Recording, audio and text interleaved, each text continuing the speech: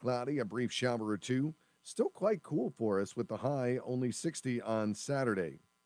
I'm meteorologist Jason Caterina in the WTIC Weather Center. Dow was up, or is up, 89 points. NASDAQ's down 29, and the S&P's down 3 points. For these stories and more, go to WTIC.com. I'm John Silva, WTIC 1080 News. We all hear the radio ads about the IRS. They tell you to be afraid, to be scared, and they try to frighten you into calling. I'm not here to do that. Tax Relief Advocates is different. TRA is here to tell you that if you owe money to the IRS, whether it's $5,000, $50,000, or $500,000, we have a solution. It doesn't matter if you're sitting in your car, at work, or with your kids. No matter where you are, call now. 800-575-6986. Don't lose hope. TRA can eliminate or reduce what you owe to the IRS. Generous programs are now available that can give you a fresh start. Our passion is taxes and helping individuals fix their IRS problems. We have over 1,000 five-star reviews on Google and an A+ with the Better Business Bureau. You don't need to be afraid of the IRS any longer. End your tax nightmare today by visiting us online at TRA.com or call 800-575-6986. That's 800-575-6986. Tax Relief Advocates. Real solutions for real people. The law firm of Scott understands that divorce can be intimidating, and the decisions you make today will impact your life forever. Divorce is complicated. There's a lot at stake when considering your future. At Brown, Payne, Dearest & Scott, our team of family attorneys have over 100 years of combined experience and understand every family law case is different. At BPS Lawyers, you get more than a lawyer, you get a full-service law firm. Call us at 860-CALL-BPS or visit bpslawyers.com. Katie Bissonette is responsible for the content of this ad. Governor Lamont and lawmakers, Connecticut's health is on the line. World-class care, a compassionate workforce, and life-saving treatments are at risk. Raising taxes and cutting hospital payments would make care less affordable and less accessible. Help protect healthcare. Support Medicaid rates that cover the cost of care. Balance the state budget on the backs of patients. Learn more at cthosp.org. Paid for by the Connecticut Hospital Association.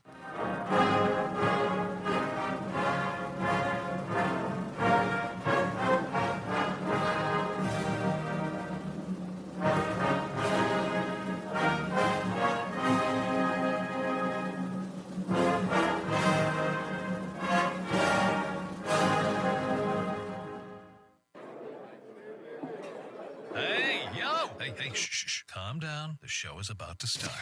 Reese on the radio. Turn it up. Turn it up low. Turn it up loud. It's like a dream come true. Turn on your radio. Reese is on the radio. Yo, let's get it. Due to the nature of this program, discretion does not exist. It's Reese on the radio. Right now on WTIC News Talk 1080. Tell me lies, tell me sweet little lies.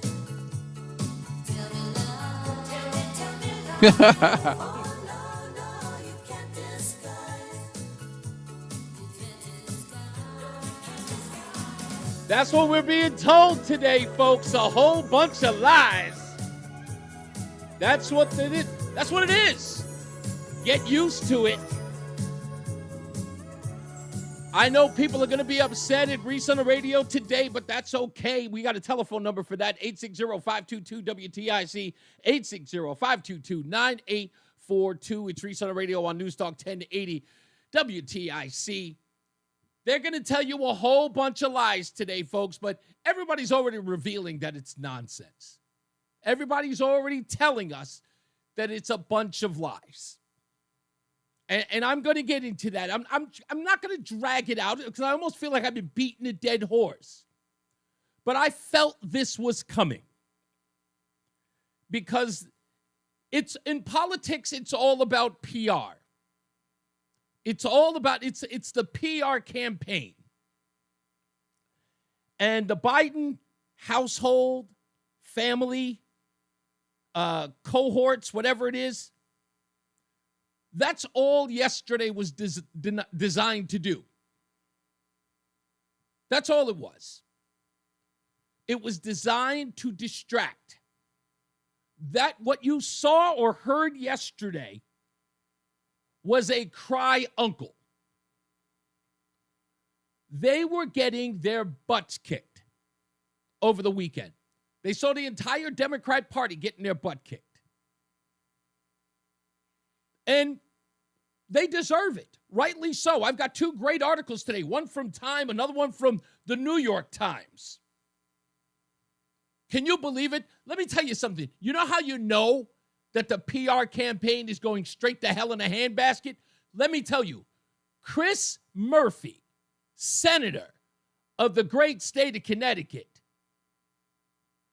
bailed on being interviewed on a New York Times story. He declined to answer questions on a New York Times story. He's everywhere. And the New York Times is doing a story about Democrats and the covering of Joe Biden. And Chris Murphy said, nah, no thank you. Who'd have thunk that? Are you kidding me? That media tramp, for him to turn around and say, no questions. Yeah, right. We'll get into that as well. But I got to tell you, folks, pushback is key today.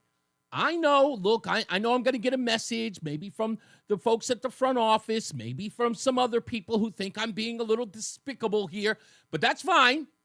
I'll take the heat. But I'm going to be honest with you. I'll tell you a quick story, and then I'll get into it. I've told this story before. When I was working up in Boston, we got news that Ted Kennedy was diagnosed with a brain aneurysm. And everybody in the news media was following him around like he had just passed away. He had only been diagnosed with a brain aneurysm, and everyone, no matter who it was and where it was, who had been absolute critics of Ted Kennedy, had changed their tone. Now it's an opportunity to be very, very somber. We must really think about the family of Kennedy. And all of a sudden, all the criticisms out the window. Cowards, I called them. Why? Nothing changed. Kennedy all of a sudden didn't become a saint because he had a brain aneurysm. That's not how this works. And of course, the news media in America would prove me right. Ladies and gentlemen, let me remind you of what the media is like when something tragic happens to somebody they don't like. Of course, President Trump and his supporters have contributed to this violent rhetoric as well. Well, absolutely, George. We were just looking back this morning at some of the things that former President Trump has said. He warned last March of potential death and destruction if he were charged by the Manhattan District Attorney. Our country is being destroyed as they tell us to be peaceful. Trump in January warned of bedlam in the country if the criminal charges against him succeeded. And of course, in March, he said, now, if I don't get elected, it's going to be a bloodbath for the whole. That's going to be the least of it. It's going to be a bloodbath for the country. Everybody, slow down. Joe Biden does not, in no way, get a pass. Why? Because this is a lie. Joe Biden didn't wake up on Sunday and find out that he's got prostate cancer. There's no way that he woke up on Sunday and found out that he's got cancer that is metastasized to the bone yesterday. Come on, ladies and gentlemen, for real? That's what we're supposed to believe? Even MSNBC couldn't feed us that nonsense, and they give Joe Biden a tongue bath every day, all day. Here's Joe Scarborough just this morning. You're an oncologist, obviously. You believe it is likely, if this prostate cancer has spread to the bone, that he could have had it for up to a decade. But did you hear that? That's right. Had it for up to a decade. It's Dr. Zeke Emanuel he's talking to. The Emanuels, ardent supporters of Democrat policies and Democrats writ large. Zeke Emanuel, from the Rahm Emanuel brood. That's right, on MSNBC. Certainly it's likely. Would it be fair to say it's likely to have had this for at least several years? Oh, more than several years. He did not develop it in the last 100, 200 days. He had it while he was president. He probably had it at the start of his presidency in 2021. Yes, that I don't think there's any disagreement about that. That's right. There isn't any disagreement. It was held over. It was always going to be the case. Should history start painting Joe Biden's presidency as lame, pathetic, awful, perhaps the worst in history, this was there to save him. Yeah. That's all it was. That's all it is. But like I said, I am not treating them any better than they treated anybody else on the conservative side. By the way, that audio of Martha, what's her name? I can't remember her pathetic name. And George Stephanopoulos, that's the day after Donald Trump was shot in the ear. He had an assassination attempt on his life, and they blamed him for it. Now, all of a sudden, everybody's saying, oh, we should have a degree of calm. We should reconsider any criticisms about his campaign or about his presidency now that he has been diagnosed. No. Because it's very likely, in fact, I don't know, an oncologist that's been on the news for the past 48 hours, much less 24 hours, who has suggested that Joe Biden didn't have it more than 4 to 5 years ago. That in no way did he get it in the last 100 days. No one is saying that. They're going, that's odd. It's really peculiar that he would mention it now. Perhaps his reputation is drowning. And look, let me say this to all the Democrats out there who are screaming and hollering about, oh, you know, the Republicans are out there with the conspiracy theories about Biden's cancer diagnosis. You really want to run that game of we're lying, we're making things up? You really want to run that game again? How's that, what's that tally look like today? You really want to play the game of Republicans don't know what they're talking about when it comes to scandal? You want to run that game about Republicans pushing conspiracy theory when it comes to the Biden administration? Is that really where you want to go here? How you guys doing on that tally? Huh? Failing miserably? You guys are over. Everything we said about this administration has turned out to be true. Let me go back a little bit, a ways, and we're talking about a ways in history. A lot of people don't know this. You'll listen to the news media and they'll tell you, there's been criticism about Joe Biden's presidency since as far back as 2022. Wrong. The criticism went as far back as 2019. In fact, here's former CNN anchor Don Lemon talking about a White House physician by the name of Ronnie Jackson. He was the physician for Barack Obama and President Donald Trump. Do you know that Barack Obama sent an email to Ronnie Jackson criticizing him?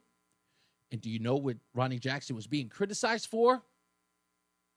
For saying that Joe Biden should take a cognitive test in 2020. Learning about an email sent by the former President Barack Obama reprimanding his former White House physician, Ronnie Jackson, who was also the personal doctor for George W. Bush and Donald Trump. Obama wrote the email during the 2020 campaign between Trump and Joe Biden, scolding Jackson for tweeting criticism of Biden's cognitive health. It was part of Obama's email. He said, I've made a point of not commenting on your service in my successor's administration and have always spoken highly of you both in public and in private. You always served me and my family well, and I have considered you not only a fine doctor and service member, but also a friend. That's why I have to express my disappointment at the cheap shot you took at Joe Biden via Twitter. It was unprofessional and beneath the office that you once held. it was also disrespectful to me and the many friends you had in our administration. It was also incredibly accurate, Don Lemon. It was incredibly accurate. That's all it was. When everybody was running around screaming and hollering, saying, "Oh, you can't talk about his stutter in that way. He's sharp as a tack. He's doing somersaults." All of it is meaningless now. Former RNC Chair Rance Priebus on This Week with George Stephanopoulos, anchored by Jonathan Karl this weekend. First of all, people were put to shame, me and others out there that talked about Joe Biden's mental acuity. We were told he was sharp as a tack, he had a photographic memory, he was intense and brilliant. And what's amazing is the sources of this book were the same sources that told us that we ought to be ashamed of ourselves. It's a stutter. Stop talking about him. The fact is they were managing his decline in a nursing home in the White House. That's right. It was a nursing home. That's all. They turned the White House into a hospital.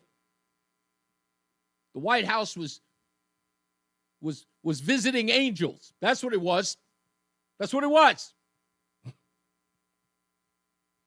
you remember all of that? And the media covering up for it? Special counsel Hur's report came out, and it called President Biden a well-meaning elderly man with a poor memory. Do you agree with that? I absolutely disagree with that.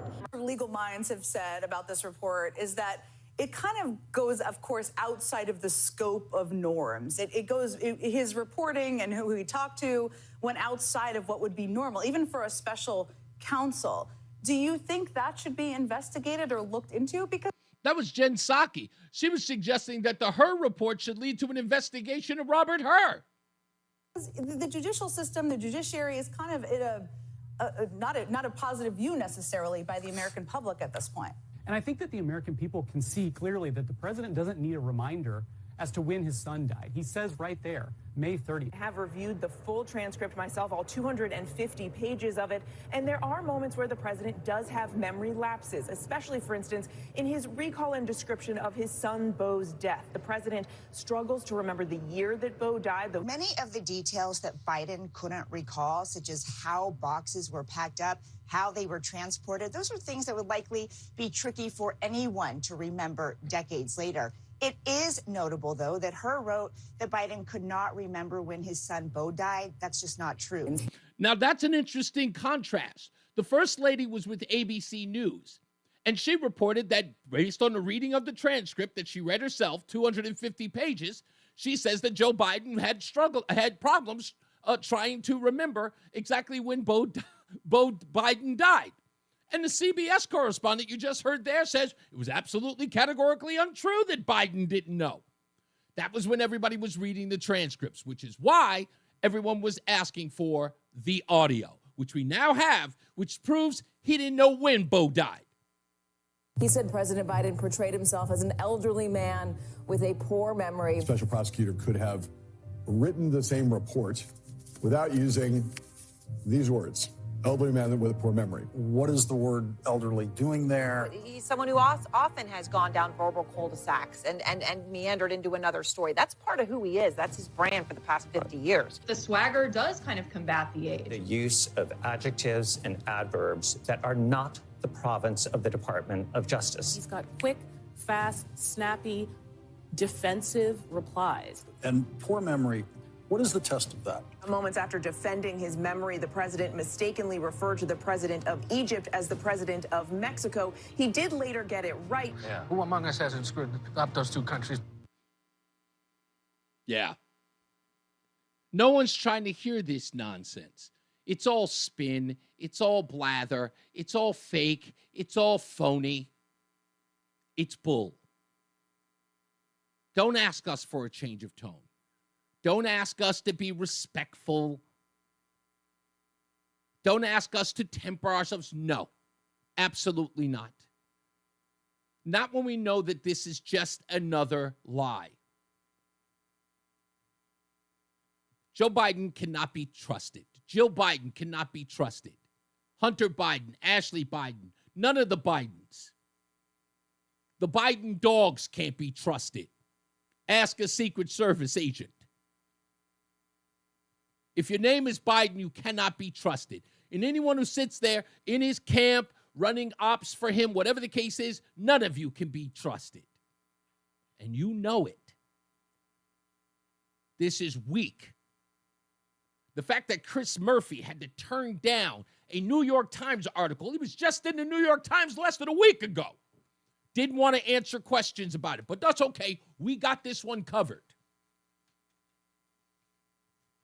New York Times article or Time Magazine articles got him in there.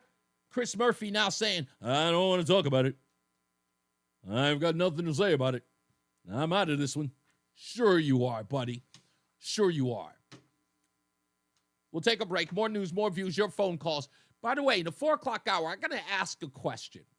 What do you think is the reason for the wealth disparity in Connecticut? An overwhelming 360,000 people are considered poor in the state of Connecticut. I think I understand why, and I'm going to ask that question in the 4 o'clock hour, so stick around for that. So let's take a break. We'll be back. More news, more views, your phone calls at Reese on the Radio on NewsTalk 1080 WTIC. Did you ever come home on a hot day, open your door, and your air conditioner just doesn't feel right? That's a real summer bummer. Say, come on into Campbell. From a simple seasonal tune-up or an air conditioner repair to the installation of a much more cost-efficient cooling system, Campbell's got the cool tools. Veteran-owned and managed, Campbell Heating and Cooling. Visit CampbellCooling.com. Campbell Cooling uses all major name brands, including American Standard and Mitsubishi heating and cooling equipment. Let our expert technicians cool your home this summer. Hi, everybody. It's Brian Green from the Commercial Break Podcast. It's likely you've heard of the show if you're directly related to me or you follow our MySpace page. But I'm not here to talk to those 3 listeners. I'm here to appeal to people who haven't heard the show. Along with my co-host, Kristen Joy Hoadley, we're taking a deeper look at the topics that are affecting our youth today. Like, who are the people who are dating ghosts? Where did all these pickup artists come from? And why doesn't my preacher have a nicer private jet? We understand that these are the issues you really want to get to the bottom of. The Commercial Break is now available on the Odyssey app or wherever you find your podcasts. Hey, it's Tom Shattuck. As you know, my friend Phil has been on Awaken 180 weight loss, and now he has just finished week 13 of losing weight each and every week. I'm down 65.4 pounds. I'm feeling a lot more confident in myself. You know, like I used to be, especially summertime, be embarrassed to wear certain clothing because you didn't want to show your weight. I have my major high school reunion in September, and I'm kind of looking forward to, showing off a little bit. That'll be kind of cool. I can actually wear clothes that I've had tucked away for years. So I'm kind of excited about that. I'm getting a little cocky. It's okay to get a little cocky when you've lost a lot of weight with Awaken 180 weight loss because you did it the right way. Eating healthy food, but eating smarter. Working with a coach who customizes the approach to you. Unlike all these fad treatments for weight loss that you hear so much about in the news, with Awaken 180 weight loss, all you put into your body is delicious, healthy food. Make your consultation today. 844-346-1800. Online at awaken180weightloss.com. And now, a WTIC news update. It's 3:30. Good afternoon. I'm John Silva. WTIC 1080 News. No injuries reported when a trailer caught fire early this morning in Ledyard. Blaze broke out in the structure on Rosemary Court. Several companies responded. No word yet on the cause. A 3-year-old girl was burned in Windsor Locks on Sunday when her dad lit a fire pit. The father told police an unexpected gust of wind drove the fire toward the child. She was taken to Connecticut Children's in Hartford with non-life-threatening first and second-degree burns. Governor Lamont signed a declaration today enabling the state legislature to adopt a plan to keep Medicaid funded through the end of the fiscal year, which ends June 30th. The House just voted in favor of this plan. It now heads upstairs to the Senate. A teen in Wallingford is facing charges after police there say they attempted that TikTok challenge where something is stuck in a laptop and causes a fire. This happened back on May 9th at Lyman Hall High. Police say pencil graphite was stuck in the USB port. 2 males in Southington were recently charged for a similar stunt. Officials in Kansas and Texas evaluating the damage from overnight tornadoes This just days after storms killed more than 24 people in communities in Kentucky and Missouri. WTIC News time is 3:31. Here's our forecast. For the rest of our Monday afternoon, it'll be breezy with a mix of clouds and sun. The high up to 67. Still breezy tonight, otherwise clear to partly cloudy. Cool, the low dropping down to 46. On Tuesday, partly sunny, cool and rainy weather beyond the way for the rest of the week. So enjoy our Tuesday with the high of 64. Cloudy skies on Tuesday night, the low 52. Wednesday, lots of clouds with the occasional afternoon rain and drizzle, the high of 58. I'm meteorologist Jason Caterina in the WTIC Weather Center. 64, partly sunny in Hartford. I'm John Silva, WTIC 1080 News. Don't let a root canal scare you. Columbia Dental's endodontic experts provide gentle and effective root canal therapy. Open 7 days a week. Call 860-645-0111 or visit columbiadental.com. Life insurance. Why are you putting it off? Can't afford it? Too much hassle? Think you don't need it? There's lots of excuses for putting off life insurance. But if you weren't there, who would pay the mortgage and other bills? With Ethos, you could be covered in 10 minutes and boom, family protected. Ethos, fast and easy online term life insurance. Up to $2 million in coverage with no medical exam. Some policies as low as $1 a day. Answer a few health questions and get your free quote at getethos.com. That's getethos.com. If Ernest Hemingway was alive today, would he say this to you? Shakespeare, Mark Twain, Edgar Allan Poe, all great writers.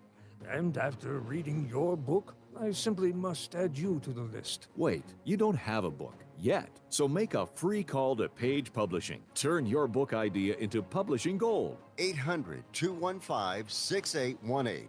800-215-6818. That's 800-215-6818. At Aiello Home Services, we love the opportunity of meeting our customers' pets. That's why we partnered with the Pack Leaders Rescue of East Hartford and the Wallingford Animal Shelter to help animals find the homes they deserve. To help these animals and fix your home's plumbing, heating, AC, electrical, or drains, call, click, or text and say hello, Aiello.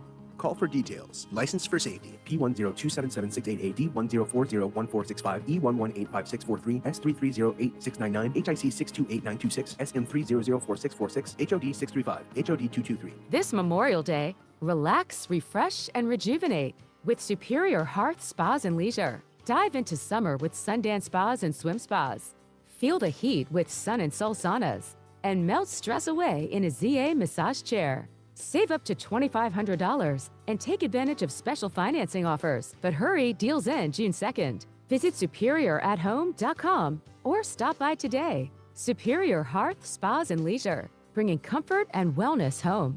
Seems everything costs more these days. Gas, groceries, and when's the last time you checked your wireless bill? Yikes. When it comes to big wireless, if you're staying, you may be overpaying. Here's how to get the same fast, reliable nationwide coverage without the big wireless bill. Switch to Consumer Cellular. Plans start at just $20 a month, and that's not a short-term promo. Our US-based experts will get you switched and saving in about 20 minutes. Call 1-888-FREEDOM, visit consumercellular.com or a store near you, and start saving today.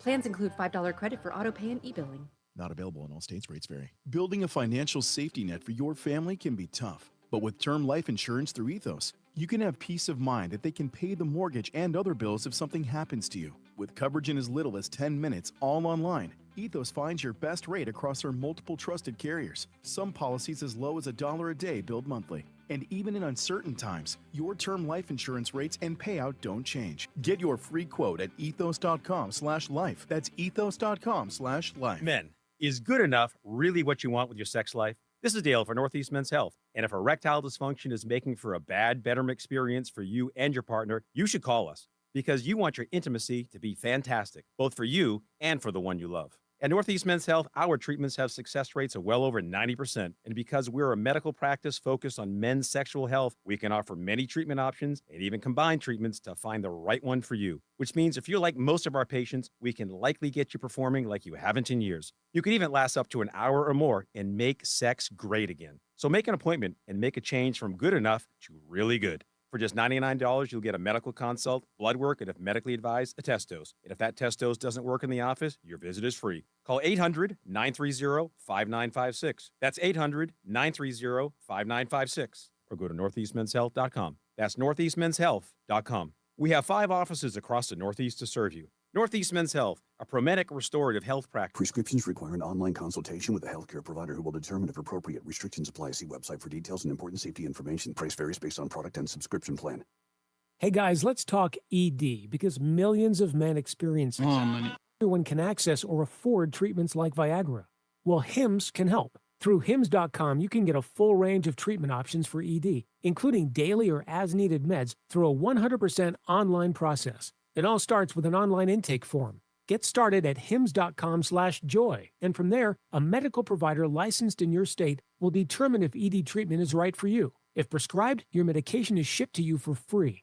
Find the ED treatment that fits your needs with options up to 95% less than the brand names. Millions of men experience ED, but HIMS can help. To start your free online visit and save up to 95%, go to hims.com/joy. That's hims.com/joy for your free online. Here we go. HIMS.com/JOY. Reese on the radio, making sense of the news. Yeah, even when it makes no sense at all. Now on WTIC, News Talk 1080. Yep, we are back, and welcome to your Monday afternoon. I have missed you guys. It was a quiet weekend where I did nothing.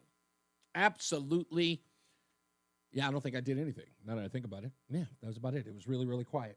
Got a week coming up that I'm not that excited about, but I got to fly. Check out Sunday's show. I'll talk a little bit about that as well. Inside the Democrats' reboot. That's the subject of the the Time magazine cover. This edition is, I don't even know what date this is for, but I'm assuming it's the recent one. Yeah, Inside the Democrats' Reboot. Let me grab a couple of pull quotes. And this is primarily what this article is about, is that what are the Democrats going to do now after they've lost?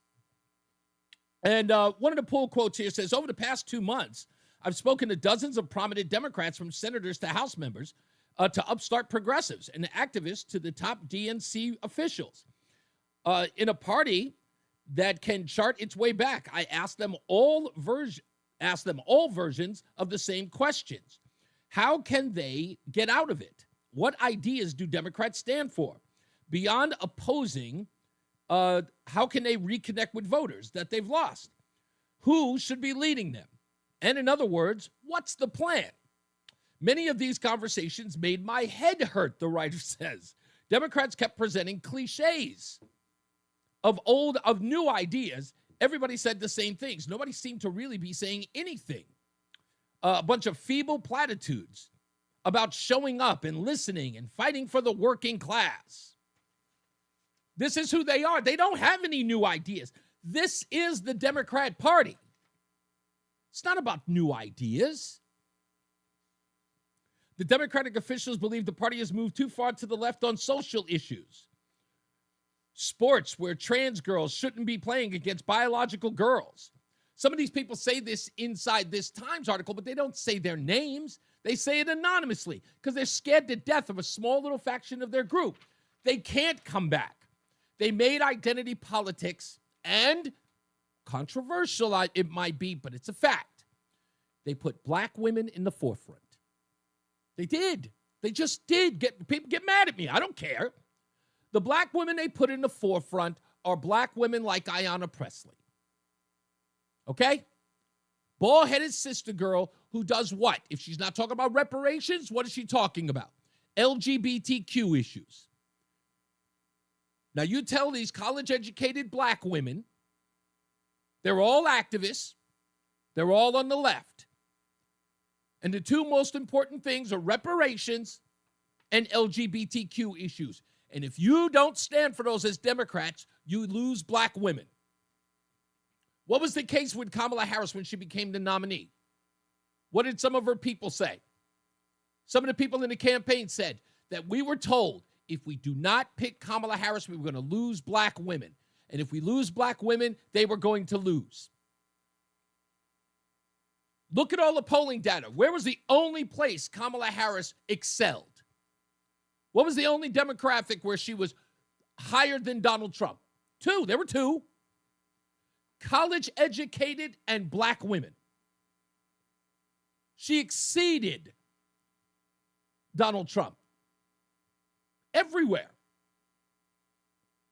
And if black women are going to continue to be the standard bearers for the party, doesn't matter what Chris Murphy says. Doesn't matter what Ro Khanna says. Doesn't matter what the DNC says. Talking about younger, brighter, like what's his name? David Hogg, talking about younger, brighter progressives. They're about to oust him. And why? Because he's pretty much talking about getting rid of prominent black women who's hurting the party. I say, have at it. The New York Times. Democrats who champion Biden's re-election bid now seek atonement. With their party facing record low approval ratings, many top Democrats are trying to reposition themselves from Biden boosters to truth tellers of what really happened in 2024. In February of 2024, when quizzed on President Joseph R. Biden Jr.'s ability to communicate his re-election message, Senator Chris Murphy, the Connecticut Democrat, quickly vouched for him. Quote, "I know that he's ready for this campaign," he told CBS News. "I've seen how effective he's been up close and personal," end quote. But 5 months into 2025, Mr. Murphy is on the leading edge of top Democrats, aiming to etch-a-sketch away their past endorsements of Mr. Biden's acuity. He told Politico last week that he had no doubt Mr. Biden suffered cognitive decline while in office. We read that article here. Murphy, who declined to be interviewed for this article, is not alone in trying to reposition himself.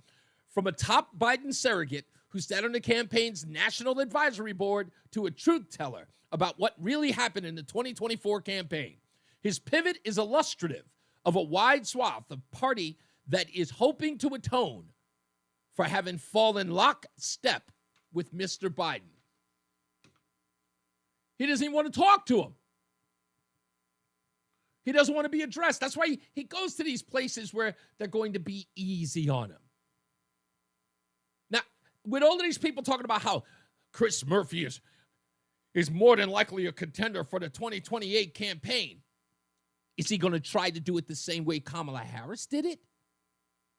By doing one interview with Brett Baer and then never going on Joe Rogan? Because that's the standard bearer now. That's the standard. Is he going to do any free-form 3-hour conversations with people who are going to be adversarial? I don't think so. I don't think Chris Murphy's got it in him. Can't even talk to the New York Times about something that you said? Like, how do you not do that? You're the one claiming to know how to save the party, and you don't think that you have to speak up for what the Democrat Party got wrong or how they lied to the American people? Don't take my word for it. Talk to somebody you trust. Here's Van Jones. There are people who knew and said nothing, and that is a crime against this republic, and I think the Democrats are going to pay for a long time for being a part of what is now being revealed to be a massive cover-up. Before we get out here and start trying to tell people why they should like us, we need to look in the mirror, reorganize ourselves, get bad people and bad ideas out of the way, and then we'll be able to come forward in the midterms. But right now, we need to apologize to the American people that we were a part of something that wasn't on the up and up. That's right. You've got to apologize to the American people that you were a part of something that wasn't on the up and up. I know you can't do it. So you say this nonsense about, move on. Nothing to see here. We've moved on from that. I got people in my own chat room saying to me, "Well, why are we still addressing this? This is huge." Many people look at this as, well, look, because of our mistakes, that's why we got Donald Trump. Okay, let's consider that. Let's consider that to be true. Because of the lies that were told about Joe Biden, you ended up getting Donald Trump in office. So I've got one question to ask. What's with all the protests? What's with all the screaming and hollering? What's with the burning of Teslas? What's with the, rent a protester nonsense? Millions of people across the country paid for to rabble-rouse, to go after Doge, to go after Elon Musk, to go after the president. What's all the resistance about? You have a party that hasn't acknowledged that it lied to the American people. And you mean to tell me that the people who are out there protesting aren't asking for more of the same? You're asking for more of the people you can't trust or you shouldn't trust or who lied to you?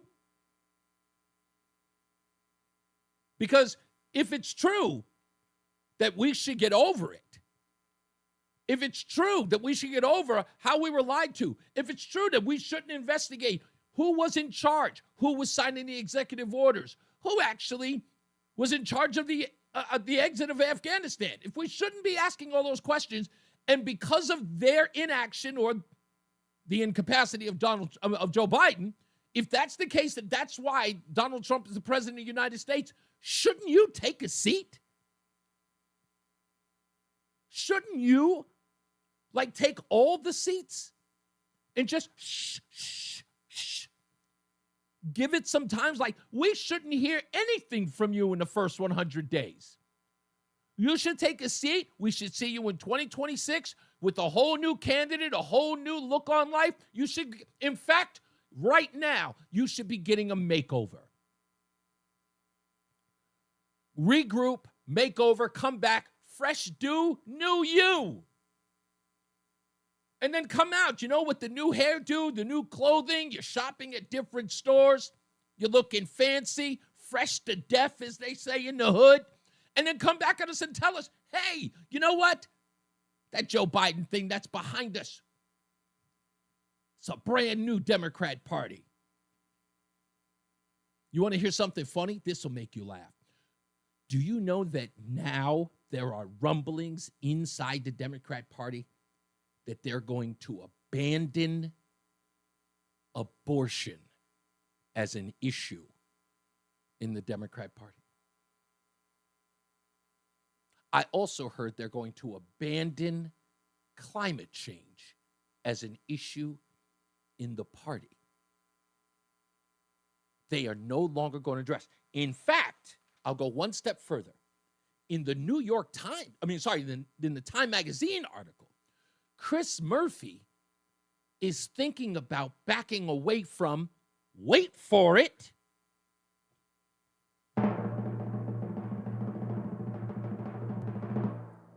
gun control. I kid you not. That's how desperate it has become. Nothing they believe in, they wish to stand for anymore. If you remember after the election, what did I say? In order for the Democrats to come up with something new, in order for them to reintroduce themselves to the electorate, what did they have to do? They had to become more conservative. They had to get away from the extreme far left, and they had to bring it back home. They had to bring it back to some moderate. And abandoning we're talking 3 core issues in the party. By the way, they never said the LGBTQ community. No, can't. Suicide for them. As far as donors are concerned, yeah, forget about that. But gun control, climate change, wow. And abortion. That's scary. Even for them. That's right, Richard A. They've got nothing left. Nothing left. We'll see. We'll come back. We'll take your phone calls. We'll be back. And listen, if you want to opine about this, I've got this question. Explain to me the wealth disparity in Connecticut. I think I know what it is in reading this article in the Connecticut Mirror. I think I figured this out, why Connecticut is having such a problem with wealth and inequality, or wealth inequality in the state. We'll talk about that in the next hour as well. So stick around. More news, more views when we return. It's Reese on the Radio on NewsTalk 1080 WTIC. Hey, it's Tom Shattuck. As you know, my friend Phil has been on a Awaken 180 weight loss, and now he has just finished week 13 routine of losing weight each and every week? I'm down 65.4 pounds. I'm feeling a lot more confident in myself. You know, like I used to be, especially summertime, be embarrassed to wear certain clothing because you didn't want to show your weight. I have my major high school reunion in September, and I'm kind of looking forward to, showing off a little bit. That'll be kind of cool. I can actually wear clothes that I've had tucked away for years. So I'm kind of excited about that. I'm getting a little cocky. It's okay to get a little cocky when you've lost a lot of weight with Awaken 180 weight loss because you did it the right way. Eating healthy food, but eating smarter. Working with a coach who customizes the approach to you. Unlike all these fad treatments for weight loss that you hear so much about in the news, with Awaken 180 weight loss, all you put into your body is delicious, healthy food. Make your consultation today, 844-346-1800. Online at awaken180weightloss.com. Brian Shackman here for QC Kinetics. If you haven't heard about it, if you have pain, whether it's back, knee, hips, or whatever, and you haven't done anything about it, you might want to give QC Kinetics a call because they have changed the lives of thousands of people with their regenerative cell therapy. It's really unbelievable. It's actually so busy here in Connecticut. They opened up a third office. They have Avon, New Haven, and Glastonbury. And you can do this, feel long-term relief without surgery, without drugs, and without downtime. It's incredible. And even on top of that, the first consultation is totally free. So if you finally feel the need to do something, which you should, you can put your toes in the water without committing. Then you learn what's best for you. Then you go ahead and do what's best for you. Give them a call, 860-440-PAIN. Again, it's 860-440-PAIN. It's QC Kinetics. They have offices in Avon, New Haven, and Glastonbury. And if you're sitting there with joint pain, whether it's through arthritis or injury, and you're sick and tired of it, but you haven't made that step, take that step today. 860-440-PAIN. Again, it's QC Kinetics, Avon, New Haven, and Glastonbury. 860-440-PAIN. Hey, Green Gobbler here. So you've got a natural. Water in the sink's overstaying its welcome. You're spitting today's toothpaste on top of yesterday's toothpaste. You hope that it go away. Yeah, clogs don't just go away. I make them go away. I'm Green Gobbler, the only clog dissolver you need. I'm bleach-free, safe for your pipes, and I work. Guaranteed or your money back. Because I never met a clog that was gonna unclog itself. Green Gobbler. Let the gobbler get it. Now is the perfect time to start on your next success. An accredited state university, University of Maryland Global Campus offers online and hybrid courses. Plus, you can earn up to 90 credits toward a bachelor's for prior learning and work experience, or transfer up to 12 credits toward a master's. No application fee if you apply by May 30th. Learn more at umgc.edu. Certified to operate in Virginia by Chev. It's Reese on the radio. Ask your doctor if common sense is right for you. On News Talk 1080 WTIC. Mic might work. Anyway, here we are, Reese on the radio. Let's get straight to the phones, 860-522-WTIC. Fulton's in Waterbury. How are you, sir? What's going on today? Here's the question. When do you think that Joe Biden, had no control? From the beginning, halfway through?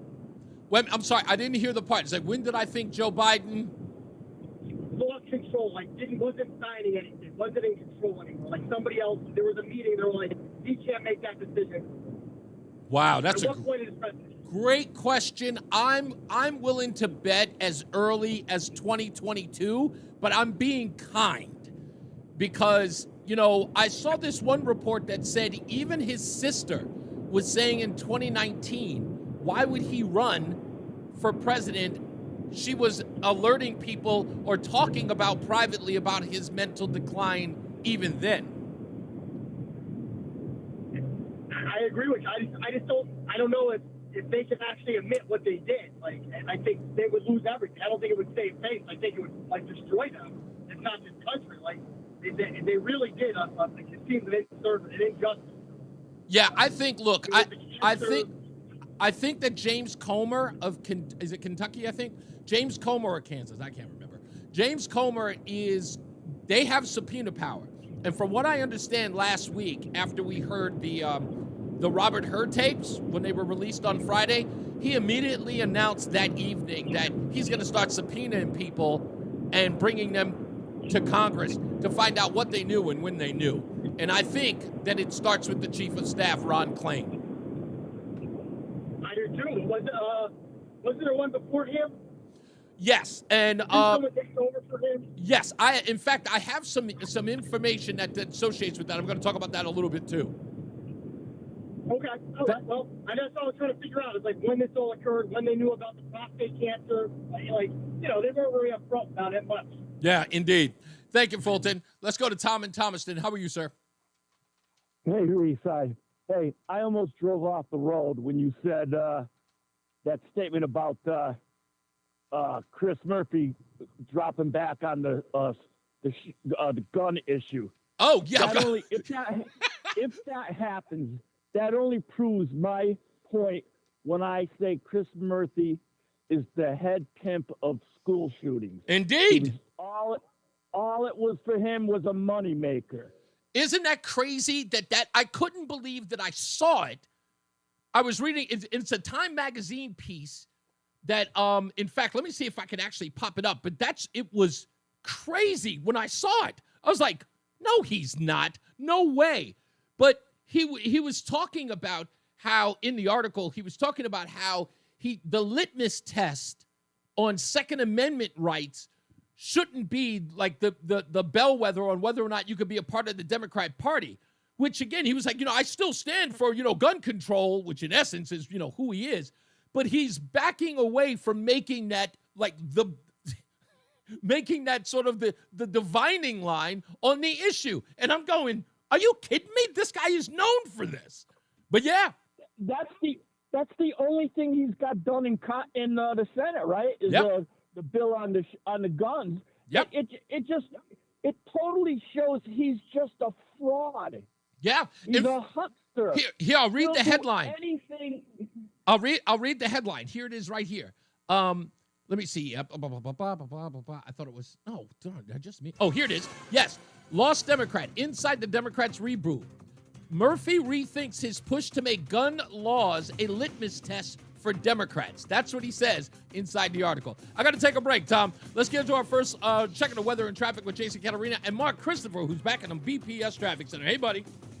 Hey, Reese, thank you very much. Good afternoon to everyone. If you're traveling on the southbound side of I-91 in Hartford, you're going to see some slow traffic from exit 34 down to 32A and B, a brief slowdown by 28. If you're traveling northbound 91, look for some slow traffic moving between 20 and 21. Again, up by exit 22 in the Route 9 interchange in Cromwell. Westbound 84 slows approaching the Bulky Bridge out to 45 Flatbush Avenue. 84 eastbound slows 44 Prospect Oakwood into the tunnel. 291 through 84, that's looking good. 2 eastbound's okay into Glastonbury. 9 northbound slowing as you move up on Harbor Park up to the Aragoni Bridge. If you're heading into Waterbury right now, look for some slow traffic on the westbound side of 84, 25A up to the Mixmaster. 84 eastbound slowing by 18. Again, 84 eastbound slowing in Cheshire by the 691 interchange. Westbound 84 Newtown tight 11 to 10. And if you're traveling into New Haven, southbound Parkway delays 60 into the West Rock, and northbound on the Parkway slowing 59 into the West Rock. 95 South New Haven tight 48 to 43 in West Haven. Traffic and weather together on the 8th WTIC News Talk 1080. WTIC weather. For the rest of our Monday afternoon, breezy with a mix of clouds and sun, the high 67. Still breezy this evening, otherwise clear to partly cloudy and cool, the low down to 46. Partly sunny for our Tuesday, cool and rainy weather on the way for the rest of the week. So enjoy our Tuesday with the high of 64. Then it's cloudy for Tuesday night, the low of 52. Cool with lots of clouds Wednesday, occasional rain and drizzle, the high of 58. I'm meteorologist Jason Catarina in the WTIC Weather Center. WTIC is celebrating 100 years on the air and 100 years of serving Connecticut. This is WTIC and WTIC FM HD2 Hartford, an Odyssey station. It's 4 o'clock, Hartford temperature 64 degrees. Good afternoon, I'm John Silva, WTIC 1080 News. The State House has approved a measure that allows it to exceed the state spending cap by about $25 million, all to keep Medicaid funded in Connecticut through the end of the fiscal year on June 30th. Now, the final vote was 98 to 46 a short time ago, with 7 not voting. A $300 million shortfall has been hovering over the Capitol until Governor Lamont formally issued a fiscal emergency today. But Watertown Republican State Representative Joe Paletta says his caucus was warning of choppy fiscal waters as far back as a year ago. If we take a little trip down memory lane, last year in April, House Republicans stood in front of a microphone at a press conference in this very building and warned that this budget was going to have a deficiency. We identified $109 million at that time and growing. The bill now heads to the Senate for consideration there. Child was taken to the hospital over the weekend after she was burned from a fire pit. This happened Sunday in Windsor Locks, according to police. The 3-year-old's father told them at the time he was lighting the pit, a gust of wind pushed the fire toward the child. She sustained first and second-degree burns to the face, chest, and arms, but her airway was not impacted. She was taken to Connecticut Children's in Hartford with non-life-threatening injuries. President Trump had phone conversations with his Ukraine and Russia counterparts today. Moscow saying the Putin call lasted over 2 hours. Here's Stacey Lynn. The White House says the president is weary and frustrated with both sides of the conflict. So much so that Vice President Vance says if he doesn't think Putin is serious about negotiating, we're more than open to walking away. He believes the president is saying to Putin, if you're willing to stop the killing, the United States is willing to be a partner for peace. That's been the proposal to the Russians, to the Ukrainians, and frankly, to nations and other hotspots around the world. Stacey Lynn, CBS News, the White House. NTSB is looking into that crash of a Mexican Navy vessel into the Brooklyn Bridge Saturday night. 2 died and over a dozen were injured. Michael Graham, NTSB board member, says they'll be focusing on 3 key areas. First being the crew and the operation of the crew, the vessel and the condition of the vessel, and finally the environment, and that includes the weather, the wind, the current, the tide, and the operating environment. He says the investigation could take between 12 and 24 months. About 70 surviving World War II veterans were in attendance at the state armory in Hartford today to be honored 80 years after the end of the war. They heard from Governor Lamont, Lieutenant Governor Bysowitz, and other officials, including David Clay, the British Consul General to New England. The generation we honor today is often called the greatest generation, not because they sought glory, but because they answered a call greater than themselves. They did not ask what the world owed them, they asked what they could do to make it better. And they did so with humility, with courage, and with a sense of duty. VA estimates there are less than 66,000 surviving American World War II veterans. And you'll have a lot of company if you plan on heading out of town for the upcoming Memorial Day holiday weekend. AAA predicts 485,000 Connecticut residents will travel 50 miles or more from home. The vast majority will travel by car. The AAA's Tracy Noble says there's a 5% increase in other travel. We see the biggest increase in people using other modes of transportation. So people that are going to be traveling by bus, train, or taking a cruise. And that's about almost 6,000 people across Connecticut are going to be using those modes of transportation. On Wall Street, the Dow up 137 points, NASDAQ up 4, S&P up 5. For these stories and more, go to WTIC.com. I'm John Silva, WTIC 1080 News. Have you tried hand slip-ins yet? Because if you haven't, you're missing out on technology that changes how you think about shoes. First, these are not just regular slip-on shoes. They're not just a pair of loafers without laces. But what makes them different is the technology inside that lets you just step into them. There's a built-in hidden shoehorn that slides your foot in, so they look, feel, and wear just like a pair of shoes you're used to. Except you don't have to bend down, struggle to put them on, or touch them. Try them at a Skechers store, Skechers.com, or wherever stylish footwear is sold. Find what you love what you find. A Total Wine and More. There's so much waiting for you. Spirits and beer, thousands of wines. Walk right through the door. It's all here to explore. With guides in the know and prices so low, it just might blow your mind. You're gonna find what you love and love what you find. Responsibly. responsibly, B21. It's Reese on the radio. And don't say we didn't warn you on News Talk 1080 WTIC. Don't forget, stupidest thing I read today's coming up today. You may have heard about a bombing that took place out in California. A car bomb went off outside of an IVF clinic. We have some details about that. That's in the stupidest thing I read today. I'll break that down for you. When we come back, I really want to ask this question because I read the article coming from the Connecticut Insider. I said the Connecticut Mirror. My apologies.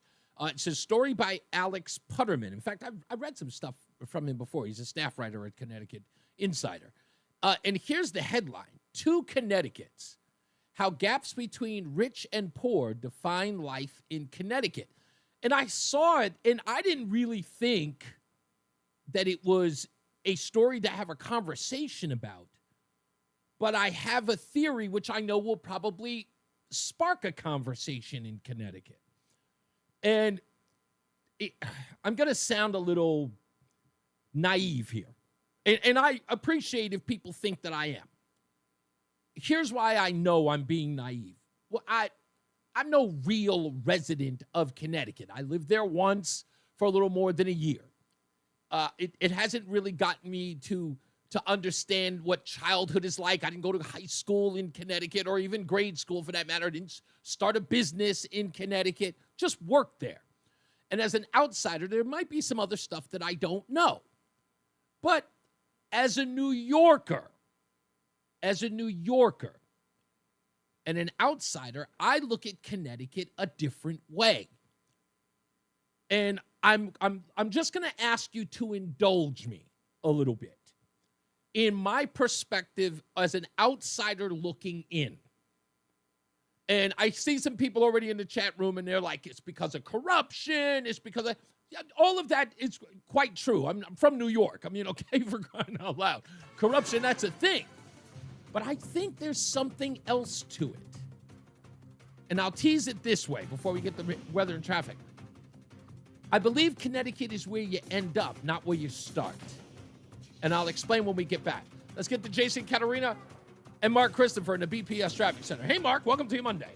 All right, Reese, thank you very much. Well, if you're heading into Hartford southbound, side of 91 delays 34 down to 32 A and B. And then you slow again as you move up on 19 in Meriden down to 17 for the Wilbur-Cross Parkway. Northbound 91, bunch it up by exit 22 in Cromwell. After that, good ride Hartford up into Windsor. Westbound 84 slowing East Hartford approaching the Boakley Bridge to 45 Flatbush.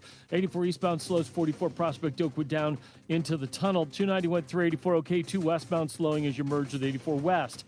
Heading into Middletown, 9 northbound delays approaching Harbor Park to the Aragoni Bridge.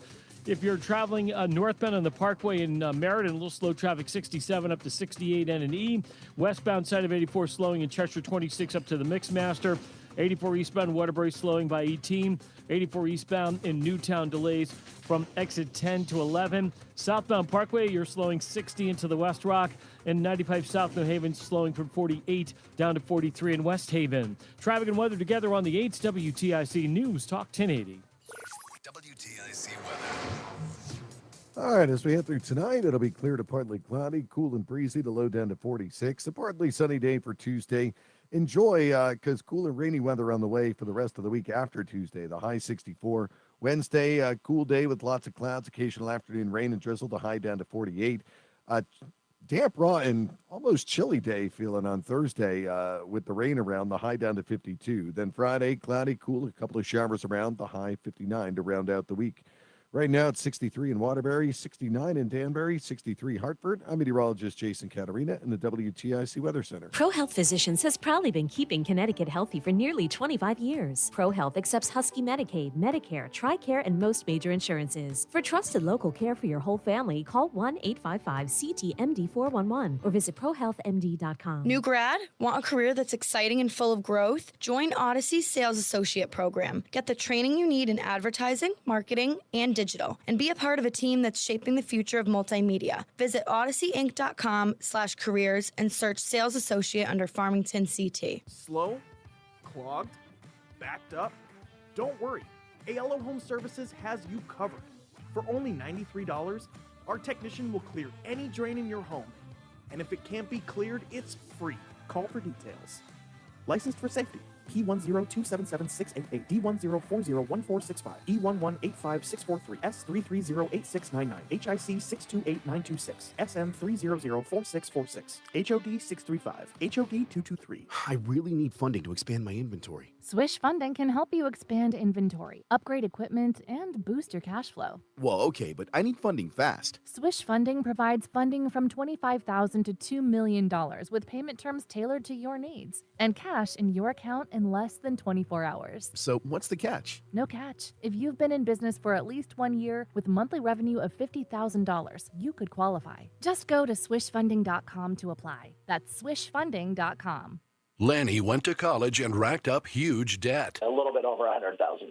For a degree he couldn't use? Now what? I had a friend that went to my computer career. They even helped him get hired immediately after graduation. One of the things I love about IT is that you can work from anywhere you want. You could become an IT pro in just months, including security and the basics of AI with zero experience at mycomputercareer.edu. It worked for me, and I know it can work for you. This is one student's experience. Individual results vary. President of the Chris Murphy Fan Club, Reese on the Radio, on News Talk 1080 WTIC.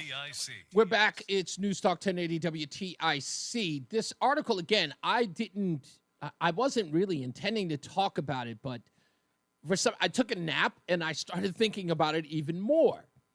And I think the reason why I thought about it is because, again, as a New Yorker, looking at Connecticut from afar is different than living there, of course, right? I listen to the stories of people in Connecticut or New England. I remember my first conversation with Janine before I started here. I remember asking her about, is Connecticut still that weird place where they kind of really have no identity? And she asked me what I meant. And I said, well, a microcosm of that is their relation to sports. And I'll never forget that in 2004 when I could not understand right there at like a Modell's, there was a section of Yankee gear and a section of Red Sox gear. And I only know that because I almost feel like it's weird. New Yorkers are very territorial. Although there are some people who walk around wearing other sports team stuff to sort of to match an outfit, it's really frowned upon to not represent New York. And I thought that was weird for a place like Connecticut to not really have an identity in that regard. But another thing that I knew as a New Yorker is that Connecticut was up there. I didn't even know there was a Bridgeport, so to speak. Like, I didn't really think Connecticut had ghettos. Like, Connecticut had an inner city. Connecticut? Isn't that the place where rich people live? Again, I say that intending to sound naive and ignorant, because I was, both. But growing up, getting older, becoming smarter and wiser, I started to think about that. And this article made sense to me. But it doesn't answer the questions. So anyway, like I said, it says, to Connecticut's, how gaps between rich and poor define life in Connecticut. There's a stereotype about Connecticut, one that pops up frequently in pop culture. You've probably heard it. The state is one big gilded suburb. It's all prep schools and trust funds, garden parties and country clubs, boat shoes and pastel shorts. That's what I always thought of it. And I don't think it's far off from that. But this article talks about why is there a huge disparity between rich and poor in the state. Try these statistics as a template or an understanding, if you will. Leafy suburbs are part of Connecticut's story, of course, but so are the scenes like this, which play out across the state. Connecticut has extreme wealth with an estimated 130,000 millionaire households as of 2019, and at least 16 billionaires as of this year. But it also has is home to approximately 360,400 people in poverty. In fact, data shows few places in the United States have inequality quite like Connecticut's, where extreme wealth and extreme struggle coexist in startling proximity. There's Hartford, one of America's poorest cities, whose lowest income neighborhoods are just minutes away from wealthy suburbs such as West Hartford and Glastonbury. There's Bridgeport with a median household income of $41,000.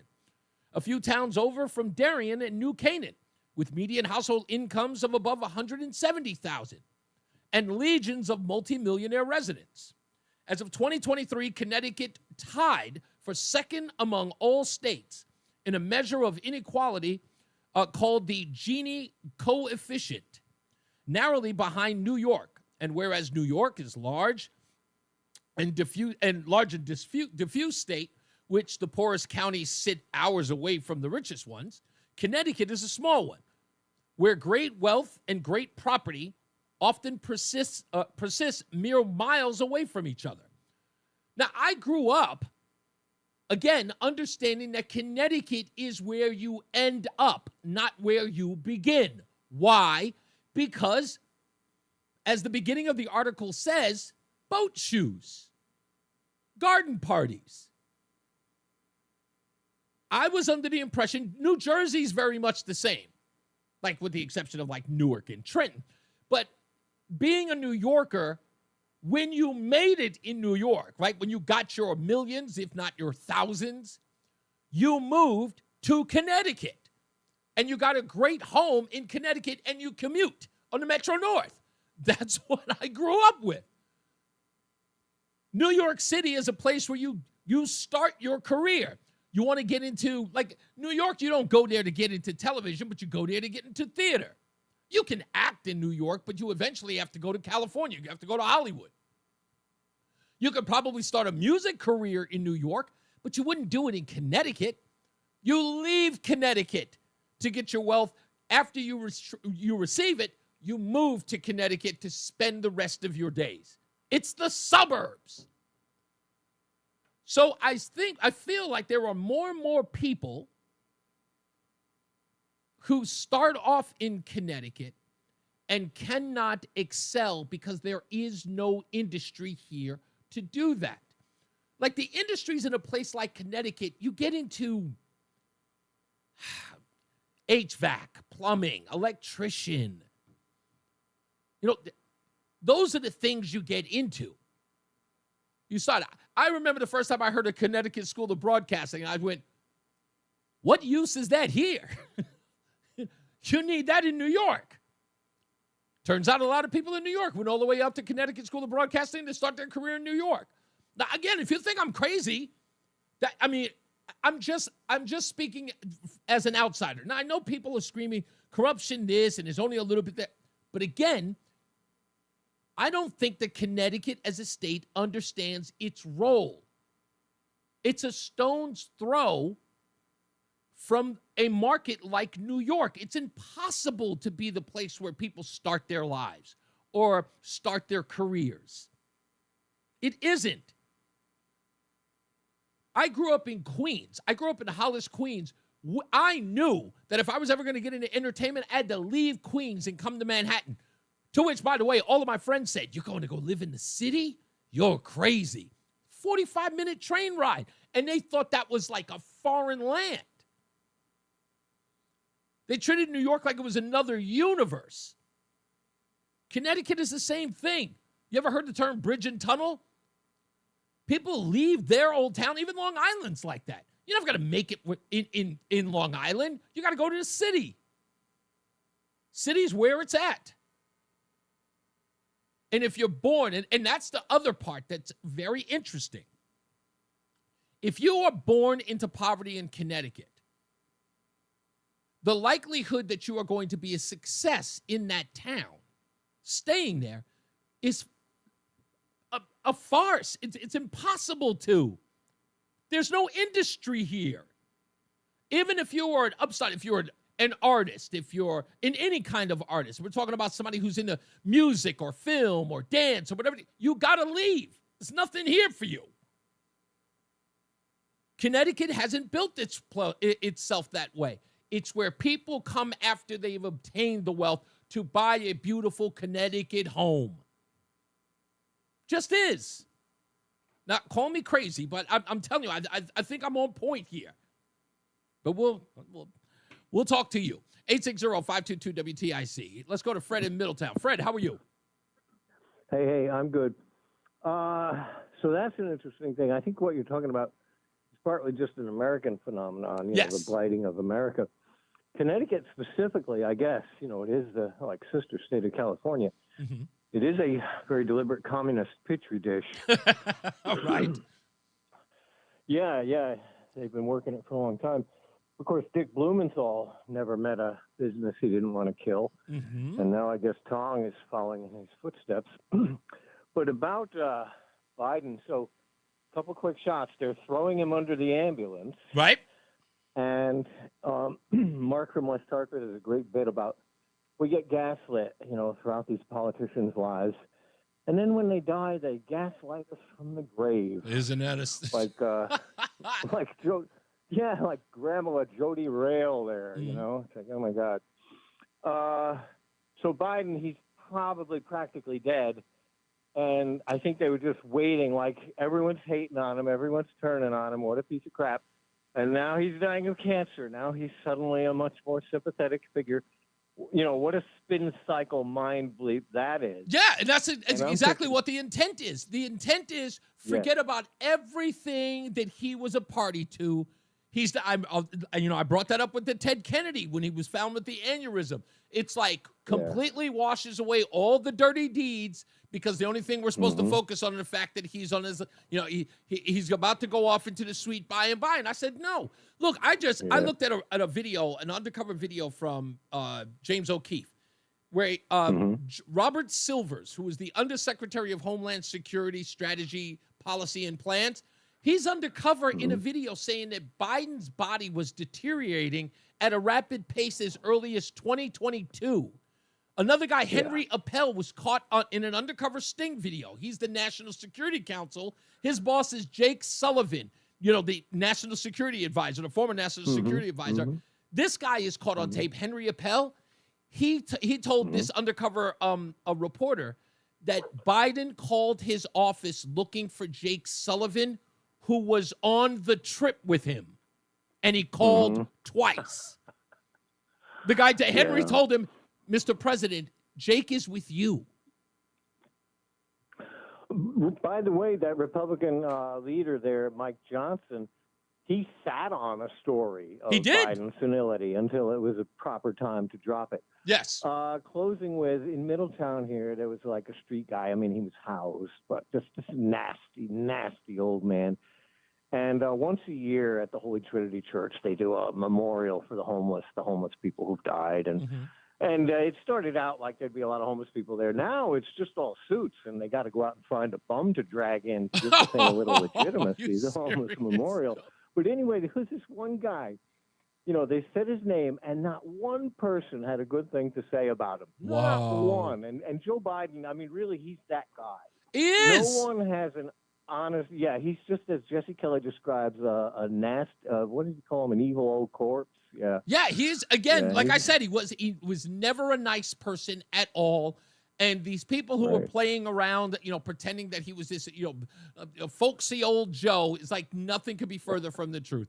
Thank you, Fred. I appreciate you, sir. Let's go to Aaron in Goshen. How are you, Aaron? Good. A couple things. Number one, Connecticut is unique in this matter. Okay. Or manner. I should say I misspoke. It's one of the only states that you can be living in the mountains and an hour from the ocean and vice versa. Wow. There's not many states that have that geography to their advantage. We also have some nice rivers in this particular state that are clean. And for some reason, the politicians can't screw this up. We are geographically located between Boston and New York City. Correct. The largest world hub, which essentially makes us wealthy because of those two superpowers. Exactly.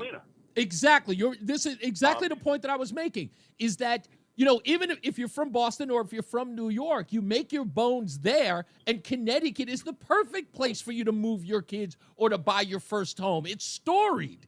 It's like now, Connecticut historically was a tax haven. Yes. For people from Massachusetts and for people from New York. That's why exactly what you're saying. Mm-hmm. But we're not that anymore. We're taxing people out of this place at this point. They don't even want to come here anymore because the state that they would normally be leaving has very similar tax laws and tax costs to live there. So we're kind of screwing ourselves. Yeah, I've been saying it. I've been saying it since the Rowland administration that Connecticut is all of a sudden started hustling backwards and driving the people who made the state great by coming to it and leaving their big cities by driving those same people out. Now they don't even want to come.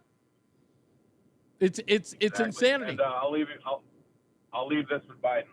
Let's not forget Ashley Biden's diary, where Damn she right. thinks about showering with her father at a very inappropriate age. Yeah. The age where you want to start giving your children privacy and having them close their doors and knocking before you enter. Yeah. So that old pervert, that old kook, that old corrupt lunatic, sayonara. C'est la vie. I mean, it is what it is. Yeah, there you go. Exactly right. Good point. Thank you, Aaron. Again, like I said, this sympathy that people are deciding to give him, he didn't earn any of it. This is the same guy that called us garbage. This is the guy who went to Philadelphia at Independence Hall, called us ultra MAGA Republicans, called us a threat to democracy. And now all of a sudden we're supposed to find out incapacitated, may have had prostate cancer for more than 4 or 5 years, possibly 10, lied to us, kept those things from us. No. Too little, too late, buddy. In my opinion, Biden was very much like Harry Reid. Harry Reid was scum. Sorry. Let's get another check of the weather and traffic. Nobody outdoes Harry Reid in my book. Let's get to Jason Caterina with weather and Mark Christopher's in the BPS Traffic Center. Hey, Mark. All right, Reese, thank you very much. Good afternoon to you and to everyone. If you're heading into Hartford right now, southbound side of I-91, seeing delays from exit 33 down to... You do realize that's why the judge said he was unfit to stand trial and go to jail. Exactly. Because they already knew he was sick. So look out for that. That's between 20 and 19. That's going to be in the left lane, so stay to the right there. Now, if you're traveling on the northbound side of I-91, you're going to see some slow traffic between exit 20 and 21, Middletown into Cromwell. After that, you got a good ride, Hartford into Windsor. Westbound 84 tied up, 56 Governor Street out to 45 Flatbush, 84 eastbound locked up, 44 Prospect Oakwood into the tunnel. 2 westbound delays, East Hartford, 1D up to the 84 West merge. 9 northbound slowing, Harbor Park to the Aragoni Bridge. 84 westbound Waterbury tied up 23 to the Mixmaster. 84 eastbound and Waterbury slowing by 18. If you're traveling on the eastbound side of 84 in Southbury, look out for some slow traffic now as you move between 15 and 16. An accident reported there. Traveling into New Haven, southbound side of 91 slowing from 6 in toward the 95 interchange. 95 south delays from the Q Bridge down to 43 in West Haven. Traffic and weather together on the 8's WTIC News Talk 1080. WTIC weather. For the rest of our Monday afternoon, it'll be breezy with a mix of clouds and sun. The high up to 67. Still breezy tonight, otherwise clear to partly cloudy. Cool, the low dropping down to 46. On Tuesday, partly sunny, cool and rainy weather beyond the way for the rest of the week. So enjoy our Tuesday with the high of 64. Cloudy skies on Tuesday night, the low 52. Wednesday, lots of clouds with an occasional afternoon rain and drizzle, the high of 58. I'm meteorologist Jason Caterina in the WTIC Weather Center. And now, a WTIC news update. 4:30, good afternoon. I'm John Silva. The State House has passed a bill that will allow it to exceed the spending cap in order to keep Medicaid funded through this fiscal year. Lawmakers voting basically along party lines on this one. The measure now heads to the state Senate. Talks between striking machinists and Pratt & Whitney are set to resume this Thursday. About 3,000 with locals 1746 and 700 walked off the job 2 weeks ago. The union says key concerns among the workers continue to be job security, wages, and retirement. Child sustained first and second-degree burns on Sunday from a fire pit in Windsor Locks. The 3-year-old's father told police a gust of wind brought the fire in the direction of the child. She was taken to Connecticut Children's in Hartford for treatment of first and second-degree burns. No injuries in a trailer fire in Ledyard today. This occurred this morning on Rosemary Court. There's no word yet on the cause. First few aid trucks have entered Gaza following nearly 3 months of Israel's complete blockade of food, medicine, and other supplies. That's as Israel acknowledges growing pressure from allies, including the U.S. And the Supreme Court is allowing the Trump administration to strip legal protections from 350,000 Venezuelans, potentially exposing them to deportation. Wall Street, the Dow finished up 137 points today. The NASDAQ gained 4 points. S&P was up 5. Baseball on the radio tonight. Mets and the Red Sox begin a series at Fenway. We'll take the pregame right after the 6 o'clock news. Yanks, fresh from taking 2 of 3 against the Metropolitans in the Subway Series, have the night off. They'll start a series of the Rangers at the stadium tomorrow. For these stories and more, go to WTIC.com. I'm John Silva, WTIC 1080 News. Hi, Tom Shattuck here. Nope, no bold political predictions. Today, instead, I'm making a bolder prediction. An opportunity, one might say. How about setting a goal to lose 40 pounds by the 4th with Awaken 180? Has a different ring to it when you have a finish line, right? 40 by the 4th. Imagine this. Your scale shows 240 today. How about watching that dip to a cool 200 by Independence Day? Or maybe it's reading over 300 like my scale did. How would it feel seeing 260 by the 4th and on your way to losing 80 pounds? Again, like I did with Awaken 180. Looking back, it took me only 5 weeks to drop my first 40. Of course, that's not the norm, but we'll just say I'm an overachiever. Regardless, if you set your goal and follow the program, you'll crush your goal by the 4th. Then ring Independence Day in, shirt off, confident, martini and burger in hand. Celebrate reaching your goal, knowing you'll keep the weight off thanks to free support for life. 40 by the 4th. Set your goal and attain it with your long-term solution for weight loss. Online at awaken180weightloss.com. That's awaken180weightloss.com. Seems more these days. Gas, groceries, and when's the last time you checked your wireless bill? Yikes. When it comes to big wireless, if you're staying, you may be overpaying. Here's how to get the same fast, reliable nationwide coverage without the big wireless bill. Switch to Consumer Cellular. Plans start at just $20 a month, and that's not a short-term promo. Our U.S.-based experts will get you switched and saving in about 20 minutes.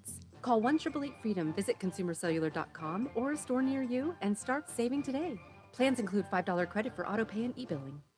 Life insurance. Why are you putting it off? Can't afford it? Too much hassle? Think you don't need it? There's lots of excuses for putting off life insurance. But if you weren't there, who would pay the mortgage and other bills? With Ethos, you could be covered in 10 minutes and boom, family protected. Ethos, fast and easy online term life insurance. Up to $2 million in coverage with some policies as low as $1 a day. Answer a few health questions and get your free quote at ethos.com/radio. That's ethos.com/radio. Stay locked in. Reese on the Radio is on WTIC News Talk 1080. Before we get into this, I want to read what Georgiana wrote in the comments. And she says, I believe Connecticut follows my social service conspiracy theory. It is a state that provides jobs to give service. These jobs pay the taxes. The more the jobs, the more the taxes. But every service needs someone to serve. Therefore, the state does not work on helping the served grow out of need. They perpetuate the need. Yeah, that's your Democrat Party in a nutshell, Georgiana. I don't think that it's much of a conspiracy theory, right? What you're pointing out is like what an NGO needs to survive, right, is to perpetuate the problem they're there to get rid of. It's interesting that people didn't even bat an eye when Linda McMahon first took office as the Board of Education secretary and said, I can't wait to help you, Mr. President, get rid of my job. That's the whole thing. That's what government is supposed to do.